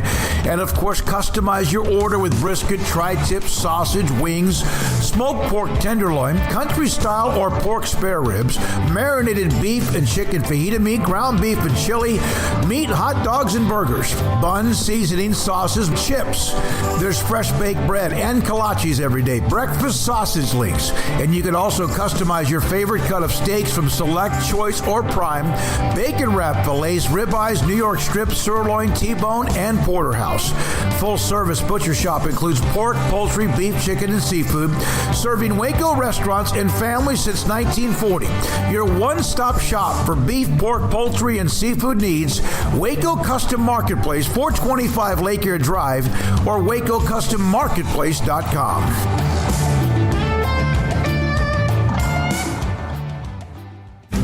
Shorty's Pizza Shack at 12th and Bagby is a homegrown, family-owned and operated must-visit pizza place in Waco. Fantastic pizza by the slice, or get the whole pie to share. Great happy hour specials every single day, and it's not just pizza. Great wings. You have to try the Sikkim sauce, chili cheese fries, pizza pillows, and more. Dine in for a great hangout or carry-out. Order online at shortyspizzashack.com, or do yourself a favor and bring your crew to the restaurant at 12th and Bagby. Shorty's Pizza Shack. Tell them Paul sent you by.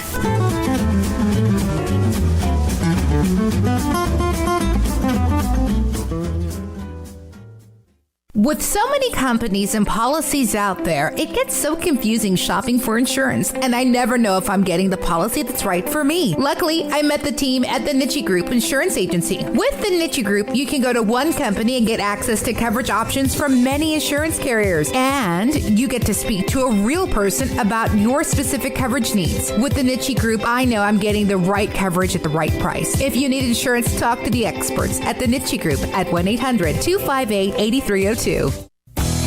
Three Nations Brewing Company has 16 different beers on draft with a new beer every Friday. It also offers 2 air-conditioned tap rooms, a large indoor beer hall, a second-floor mezzanine offering a great overview of the brewing company and equipment, and patio where you can relax under the shade. Plus, you can now experience the new Three Nations Beer Garden Grill on our shaded patio with socially distanced seating for your enjoyment. Grab a cold beer and enjoy a bite from our freshly prepared and delicious menu. Street tacos, quesadillas, freshly cooked burgers, and dogs and veggie burgers too. State Fair tornado fries, nachos, and so much more, all prepared and cooked on site. So come visit the award-winning Three Nations Brewing Company on East Vandergrift off I-35 in Carrollton.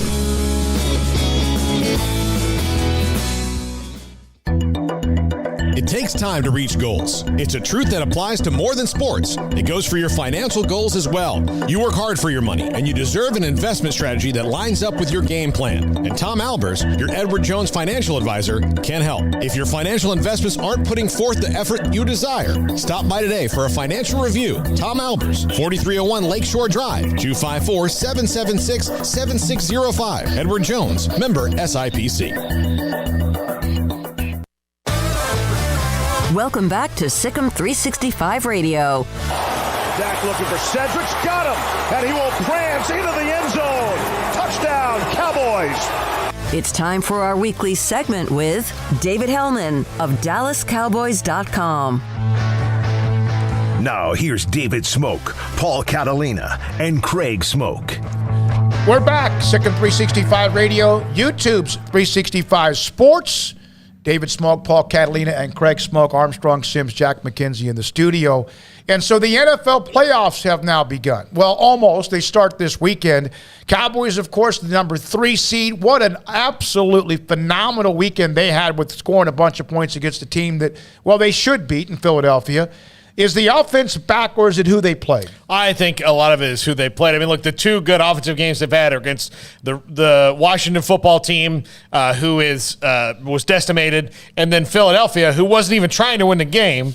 So I don't know what to think going into San Francisco this week, or actually San Francisco coming to Dallas, but no idea what to think when it comes on that. But at least they got the tune-up that they wanted. They wanted a tune-up. They got a tune-up. It went exactly. Could have been better. Yeah. Look, the Cowboys' third, fourth, and fifth running backs all scored a touchdown in that game against the Eagles the other day. And I don't know if you can have a better night than that on Saturday night. But, they've got the 49ers coming in next week, and that's going to be tough because that team's probably pretty excited. They fought their way into the playoffs. They run the ball well. The Cowboys, in spite of having a defense, don't really stop the run all that great.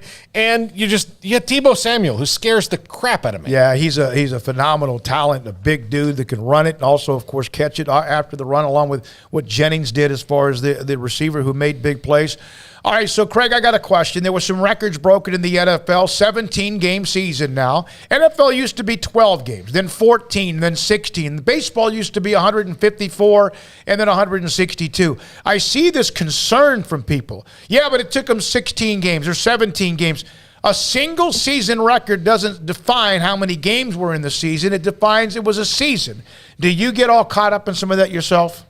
What do you think? You think I'm sitting here worried about what people think about that? I mean, granted, nice to know your opinion on that. If that's something you really get worked up over, though, then we're on different wavelengths, man. Because it is what it is. It's a different number of games. I understand that.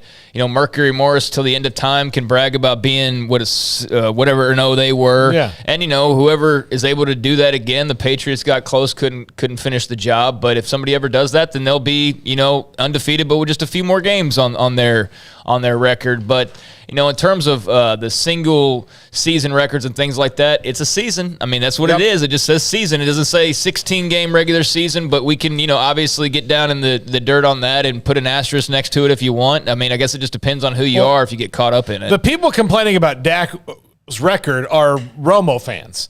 Well, if you want to complain about... All they ever thought about was Romo and his stats. Yeah. So if you want to complain about Romo, then Romo doesn't have the record either, then Roger Staubach does. Yeah. Because that's originally what the NFL season was. Yep. So, or whoever it was, or Aikman does. Whoever it was. I think it's Roger Staubach before Aikman, but yeah, so you have to take it away from Romo as well, but it's the Romo fans who are pushing it. Jim Brown we had 12 games. Now there's 17 games. 1,000-yard rushing. It's still 1,000-yard rushing, whatever. Bottom line is that the football season ended what a dramatic way down to the last seconds. Raiders and the Chargers before finding out who was going to make the playoffs against who. All right, David Hellman, DallasCowboys.com, and the Cowboys entering the playoffs and hosting San Francisco on Sunday afternoon. Welcome back, Sikkim 365 Radio, 365 Sports. David Hellman, DallasCowboys.com. And David, it's finally here. It's Super Wild Card Weekend, although I still have a problem calling it that. But Super Wild Card Weekend, the Cowboys finish up with a 3 seed as they get a much-needed tune-up, and I guess Philadelphia got much-needed rest. How much should we glean from the tune-up as to how well things really went for the Cowboys and they can carry into this week against the 49ers? I think that's like beauty is in the eye of the beholder, right? I mean, if you want to believe that it matters, go right ahead. And I'm not saying that it doesn't, but I think seeing is believing for me. I mean, the Cowboy, it worked out exactly the way they wanted it to. They went up there, they got some practice, they looked fantastic against basically Philly's B team. But hey, that's not their fault, and they moved up in the seeding because of it. So literally, all of the reasoning that they gave for why they wanted to play worked out in their favor. So they deserve some credit for that. But I just don't know that I really buy into the idea of week-to-week momentum. Maybe it helps your confidence a little bit, and you're going to need it because I mean, if the playoffs are anything like this season has been, this should be a wild month for the NFL. Do you expect to have Micah Parsons back, to have all the guys who are out this week back for the 49ers game on Sunday? Yes. Yeah. I mean, knock on wood, just the world we're living in, you're always going to have your eyes out for COVID alerts. But, with the new protocol being a 5-day absence, everybody on the Cowboys COVID list got it last week. I think Mike McCarthy said on Saturday night he expects everybody back in the building by Thursday.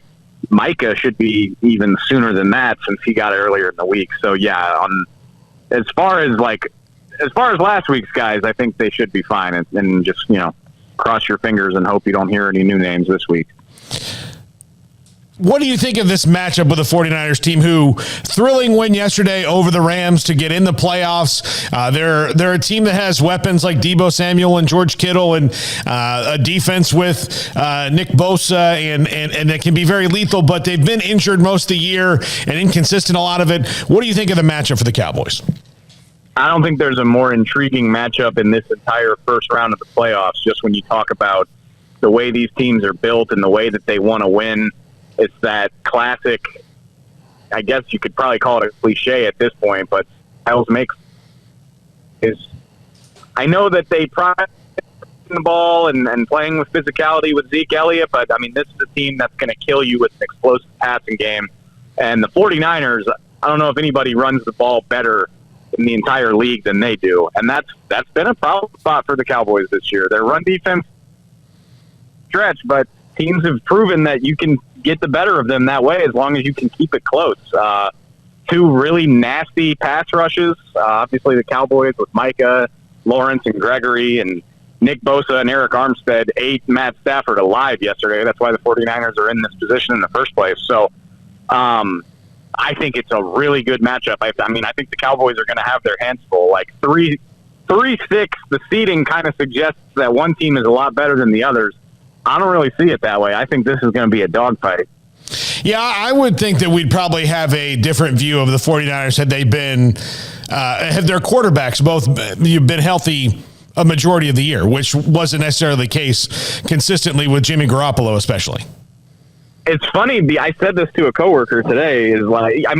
Whenever you're trying to figure out a matchup, it's just easy to lean on it and say, well, the team with the better quarterback has an advantage. And Dak Prescott is the best quarterback in this game, regardless of who the Niners go with. But it's funny, though, just the way that San Francisco is built, I don't view Jimmy Garoppolo as like an impediment in them winning this game. You'd prefer to have a better quarterback, but with the way that they run the ball, the variety of different ways they can get the ball to Deebo Samuel, the guy's got 400 rushing yards on top of what he's done as a receiver. I think he's proven several times this season that he can do enough. And again, this is a team that's only 2 years removed from a Super Bowl run. So, like I said, I would dismiss a team when the quarterback advantage is so heavily skewed in Dallas's favor, but I just don't think that handicaps the 49ers the way that it might handicap some other teams. Yeah, Deebo Samuel might be the most dynamic offensive weapon in football right now. The way that they use him so many different ways. I'm very curious to see how Dan Quinn tries to contain Deebo Samuel on Sunday. Yeah, there's two things that intrigue the heck out of me. Deebo Samuel and how you deal with that, and Micah Parsons play a role in that. Again, not in coverage so much, but that's a guy whose sideline to sideline speed can help you out a ton when it comes to running the ball and yards after catch. And then George Kittle as well. Jaron Kearse has been phenomenal for the Cowboys this year. They didn't bottle up Travis Kelce, but he didn't kill him either, which, kind of grading on a curve there because Travis Kelce kills everybody. But those are two guys that are going to be a handful for this team, I think. And how Dan Quinn decides to combat both of them, I think will go a long way. All right, David, as a lifelong LSU fan and an LSU alum, how do you watch this game tonight between Georgia and Alabama, two schools that you don't care for, to put it in the most polite sense possible? Listen, and I'm in Big 12 country talking to y'all. This idea, this whole SEC pride thing, that's loser talk.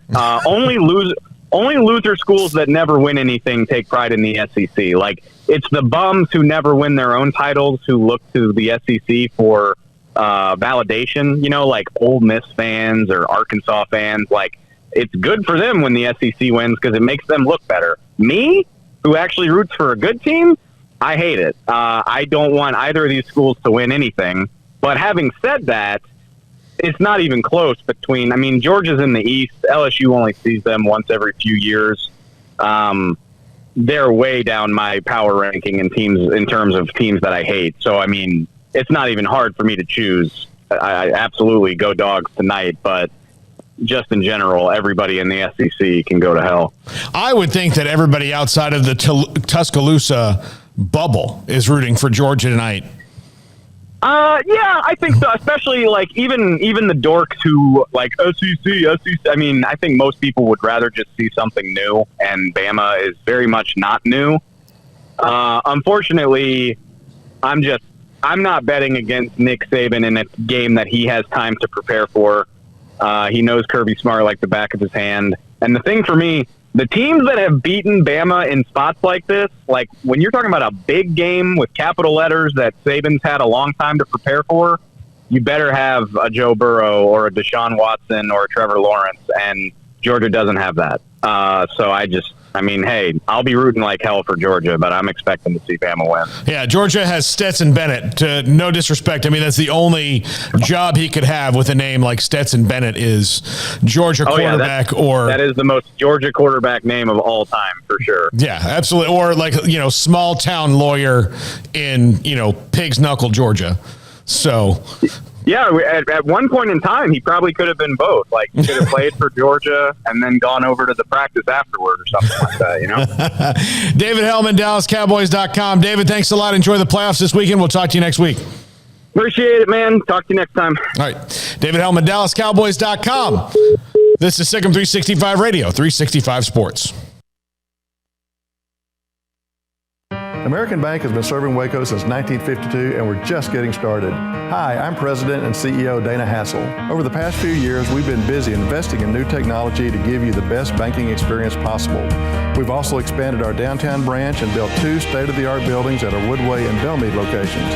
With bright open lobbies, plus fast, personal, interactive teller machines, everyone in Waco is now just minutes away from face-to-face banking. Visit us today and see how we're invested in serving you at American Bank. Member FDIC. One size fits all. That may be all right for an adjustable belt or cheap sunglasses, but when it comes to your financial needs, no one wants a one-size-fits-all strategy. Ben Erlinson, your Edward Jones financial advisor, knows that his most important goals are yours. That's why he takes the time to understand your needs, knowing you. That's how Edward Jones makes sense of investing. Ben Erlinson, 100 North 6th Street in Waco, 254-759-8533. Edward Jones, member SIPC. It was broad daylight. I stepped into a gas station for 5 minutes to grab a snack, and just like that, my car was broken into. They made out like a bandit. My laptop, my phone, everything. I called my agent to see what could be done, and he restored my faith in humanity. My claim was processed so quickly, and I was able to recover my losses. Stop by and see our agents at one of our 3 McLennan County locations. Coverage and discounts are subject to qualifications and policy terms and may vary by situation. Brad Boozer, Boozer's Jeweler, joins us on Sikkim 365 Radio.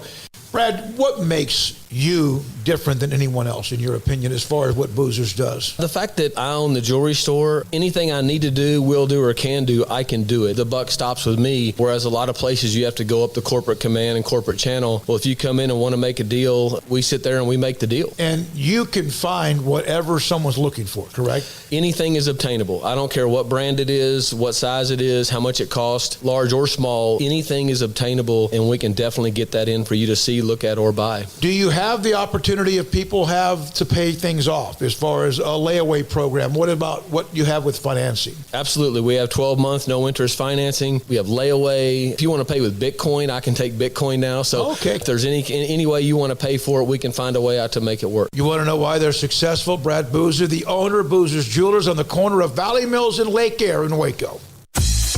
Baylor Scott & White Southwest Sports Medicine and Orthopedics, the team physicians for Baylor Athletics, diagnosing and treating all sports-related injuries, including concussions. These specialists also provide orthopedic services for athletes and non-athletes alike, whether it's knee or shoulder pain, hand or wrist injuries, orthopedic spine care, and even an arthritis and total joint clinic. Trust the doctors Baylor Athletics trusts. Baylor Scott & White Southwest Sports Medicine and Orthopedics wants to get you back in the game.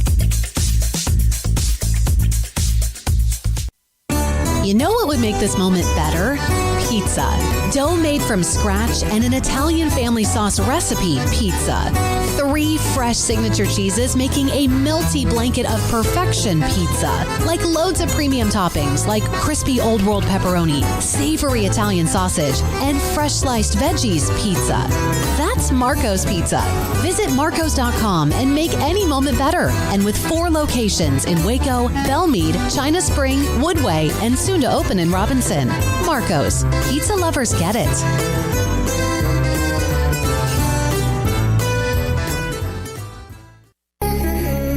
Welcome back to Sikkim 365 Radio. This is Paul Catalina's Top 5 at 5:55, presented by Champion Salon and Barber. To book your appointment, go to championsalonandbarber.com. Top 5 people who will watch tonight's national championship game angry. There's going to be 5 anger watchers, hate watchers. Get off my lawn types? Yeah. Some of them might be sad more than angry, but they won't be joyous. So we'll go through those. Number 5, Michigan and Cincinnati fans who will watch this and go, well, what might have been? Had maybe they just played each other. One of them could be in there. the thing, like, why? I wonder if they have, well, what if we would have played Alabama and they had played, Hey, I can tell you, Cincinnati fans will hate Tank Bigsby for the rest of his life because if he, stays in bounds, they don't have to play Alabama. Yeah. They can play, a multitude of other people that are Alabama. Now, it might have been Ohio State in the long run or somebody like that, but or Oklahoma State or Baylor, but ultimately didn't work out that way. Number 4, fans of other conferences. If you're a fan of any other conference in the world, tonight's game probably kind of sad for you. Yeah, I mean, I guess so. The whole conference allegiance thing, I think that's really just one conference that does that, and those are the 2 teams playing tonight. And David Hellman just said, he thinks it's the Ole Misses and Vanderbilts and Arkansas of the world that really do that. He said, because he's an LSU guy, as you know. He said, I'm a fan of a good team. I don't root for the conference. I root for LSU. Yeah, so I think if you're already suffering from SEC fatigue, which I think a lot of people are, Alabama fatigue in particular, then yeah, tonight's not your night. I can see where a lot of people would not be interested other than just it's the last college football game of the year. I know the FCS and all that, but, there's only so much you can take of the same thing over and over and over again. We saw with the Patriots. Now, that never really affected Super Bowl numbers, but I think the NFL is just a different animal. In college football, when you've got so many unique fan bases with so many, different allegiances and these conferences and things like that, it's tiresome to see, the same thing over and over and over again. So, yeah, if you're not an SEC fan, then I can see you definitely checking out of today's game.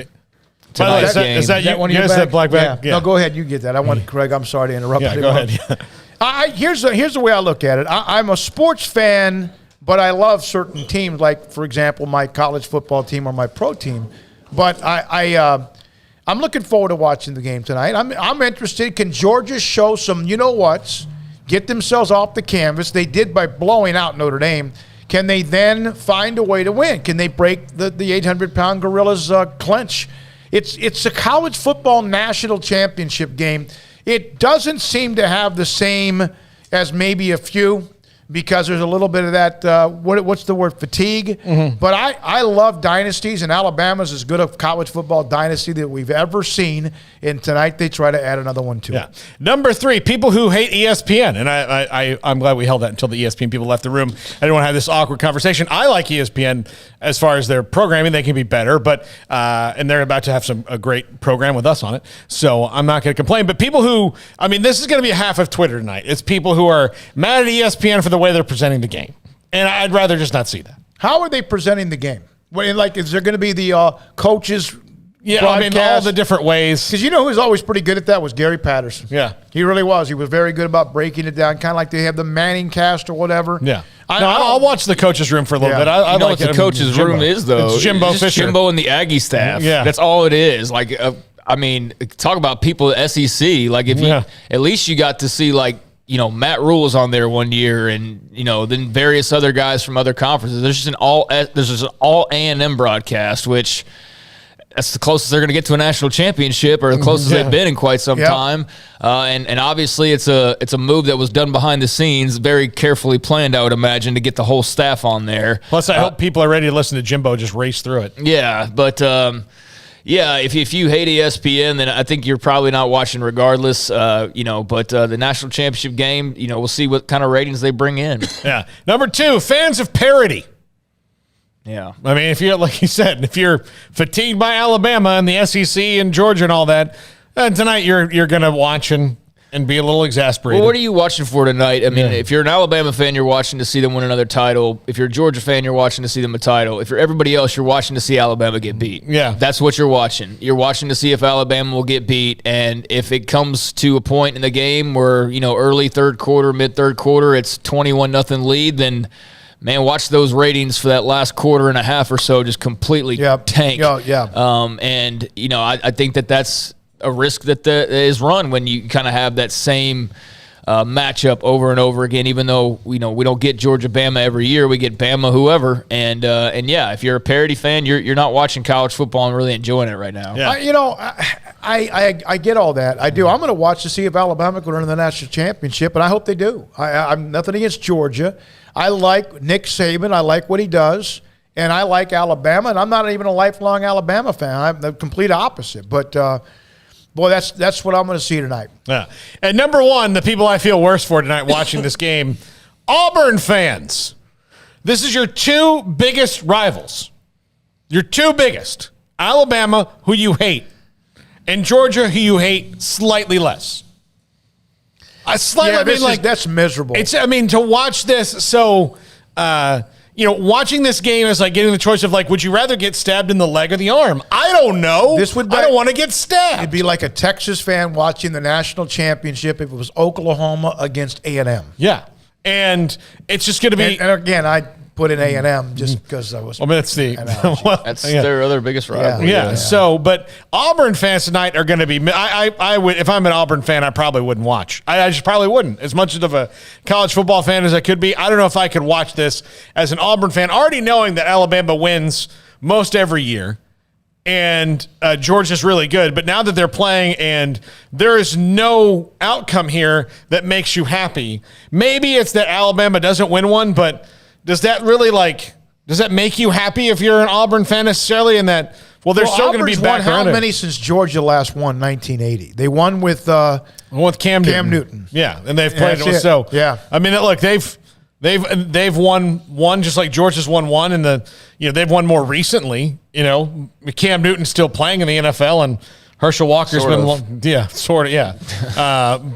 I don't know. I just look at that picture. But yeah, I mean that's exactly. Thanks to Hayden for that one. But that's how I'd feel. It'd just be miserable. If the national championship was Florida and Miami, I would just be.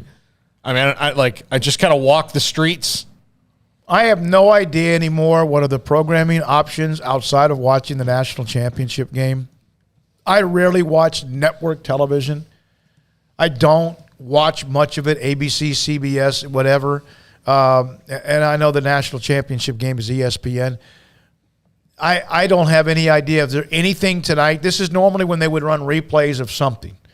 But I have no idea what the options are other than watching the national championship game. And I know that a lot of people aren't college or even sports fans, but we'll see what happens with that. All right, Xavier Howard. Do we have that real quickly? I know we're up against – no, we got a couple minutes here. I sent that to you, Armstrong, another one of those emails. So former Baylor cornerback Xavier Howard, who last year, of course, had a bunch of interceptions, and he just gobbles them up, not quite like Diggs, but he's among the best cornerbacks in pro football. So here's a play yesterday. Miami, still upset Brian Flores got fired today. Still upset about that. So we have the audio or video. Here it is. Jones from the gun, 3rd and 2. It's picked. Intercepted. Howard. And he's in for the pick 6. All right, so that's former Baylor star who's had a hell of a career. 5 picks this year. He had 2 forced fumbles this year, 15 pass deflections, also had a career sack, first time ever, and another defensive touchdown on top of that one. He continues to be as good as most anybody at that position. Yeah, a little nod to Marshawn on his celebration there, going into the end zone, a little backwards dive into the end zone. But yeah, Xavier's had a tremendous career. He's really carved out a nice niche for himself amongst the best DBs in the league, and his interception numbers speak for themselves. Baylor, not a place known for playing great defense. When Xavier was coming out of school, they were still very much in that Briles offense era. And, defensively they had some good players, but they didn't get a lot of attention, and he was one of them. And he declared for the draft early and got drafted high second round. And I don't think that anybody could have, except for maybe the Dolphins, seen the numbers that he's putting up. But, yeah, he's having a hell of a career for himself and making good money. And we'll have, more money coming his way as he continues to just keep piling up the turnovers. But, he's been fantastic and somebody that you see the program kind of brag about a little bit here and there, but just kind of interesting that they've become such a defensive-minded team, and now their best player by far in the pros is a defensive player as well. Just not what you could have predicted, 5-6 years ago. By the way, so I looked up tonight's television schedule. Wheel just of in Fortune. case. Well, no, that's on right. That's on in a few minutes. Monday Night Raw, that'll be between 1.5 and 2 million people. If you'd like to tune in to NBC, there's a show called That's My Jam, or on KW on CBS. Almost right, a local channel. NCIS, that's tonight. So if you're a big fan of the NCISs. There's like 25 of them. NCIS Hawaii. Right. I didn't realize there was that much Navy-related crime. I'm kind of afraid for my friends in the Navy. About the Navy, yeah. You could also watch The Bachelor. There was no Columbo 12, 13, 18. There were different years, but you didn't have like Columbo, New York, Columbo, L.A., Columbo. Because people actually had original ideas. Exactly. They didn't have to spin off everything into another shell of the original premise. You could watch on Fox, you can watch 911 Lone Star. Spin-off. It must be about country western music. No, it's like a 911 operator, and it takes place in Austin. Okay. And I've been watching, I saw the commercials during the Cowboys, not the Cowboys, one of the games I was watching yesterday, and it's like they're doing a show during the Texas ice storm, and they have a guy actually like walking, like crawling out on a frozen lake. Like, look, it got pretty damn cold here, but none of the lakes froze. Like, not like that, where you'd walk out on Not it. that I... Brother, I really almost died during that. I mean, like, I'm not even joking. Like, really almost froze to death during that storm. I don't know about the lakes freezing, but it was pretty damn cold, and if I had gone another day, I'm not even trying to joke. I could have died in as cold as it was in my place for as long as it was. It was how bad. that makes me feel as your father that lived in the same couldn't city? Go anywhere. Couldn't drive anywhere. I mean, it was ridiculous. I had the biggest damn fire for you when you did show up finally. I thank God you got over there. But yeah, there are some things. Let's see. And then if you want to flip over to FS1, they are the movie Seabiscuit. The movie Seabiscuit starring Tobey Maguire and Jeff Bridges. Hey, Armstrong, one more part of what I sent you this weekend. The weekends are killers for you, but there's the Mark Vital tweet. I think you have that. James Akinju, again, honored by the Big 12. So was Adam Flagler. From Mark Vital, who's a part of the Kansas City Chiefs practice squad, his tweet, Akinju going down as one of the Baylor greats in my book.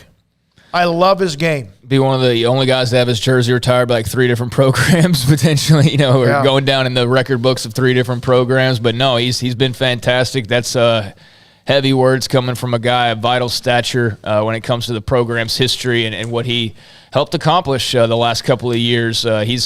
He's one of the legends, certainly, from Baylor men's basketball in recent times. And for him to say that's heavy praise, no doubt. One other note, again, Baylor men's basketball, unanimous #1, both AP and the coaches poll as well. They play Texas Tech tomorrow night here in Waco at the Farrell Center. Texas Tech 19th after beating KU in the game this past Saturday. The NFL firing, we got to go. Brian Flores out in Miami, Matt Nagy out in Chicago. Vikings, Mike Zimmer out. General Manager Dave Gettleman retires with the Giants. Giants also, Ryan Pace, the GM, out. And Chris Spielman of the Vikings. Rick Spielman. Also out, GM of the Vikings. And Don Maynard, one of the great names in pro football history, played with the Jets, 86 years old today, died, Hall of Fame wide receiver. Also, rest in peace to Bob Saget. one of the funniest guys ever. Sidney Poitier. And Sidney Poitier, but Bob Saget, everybody who I've said the same thing about him, was the nicest guy in the world, and died tragically in Orlando yesterday. And super bummed. A great stand-up comedian and a great, very dirty stand-up comedian. And then the other side of the coin was a great family man on TV. So. Thanks to Jack McKenzie. Also, thanks to Hayden Bumpus doing a lot of the stuff when he puts them up, the podcast, and Armstrong Sims. Great to have ESPN Plus in the studio earlier today. Appreciate their visit. Paul Catalina, Craig Smoak. I'm David Smoak. It's nice to be back. And we're back again tomorrow at 3 o'clock. Sikkim 365 Radio and 365 Sports. Good night.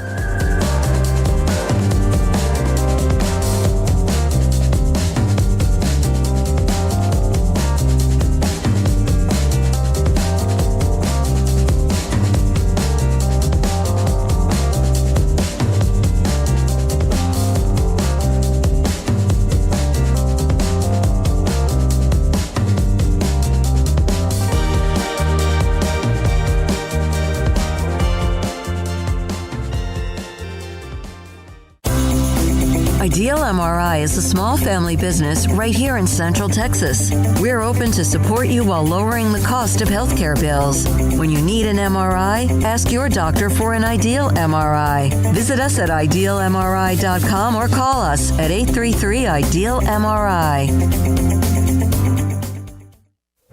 Stepping into the boots of a U.S. Army officer can add confidence and leadership skills to your son or daughter's career path. See all the things they can achieve in our boots at GoArmy.com. U.S. Army Waco Recruiting Company, 254-598-8131 or 254-776-1543. After my first car accident, I feared the biggest damage would be to my wallet. I expected a mountain of bills and a long, drawn-out process. But my Texas Farm Bureau insurance agent was there when I needed her and helped me get back on my feet and in my car in no time. Instead of a hassle, I got reassurance and a quick recovery. Stop by and see our agents at one of our 3 McLennan County locations. Coverage and discounts are subject to qualifications and policy terms and may vary by situation.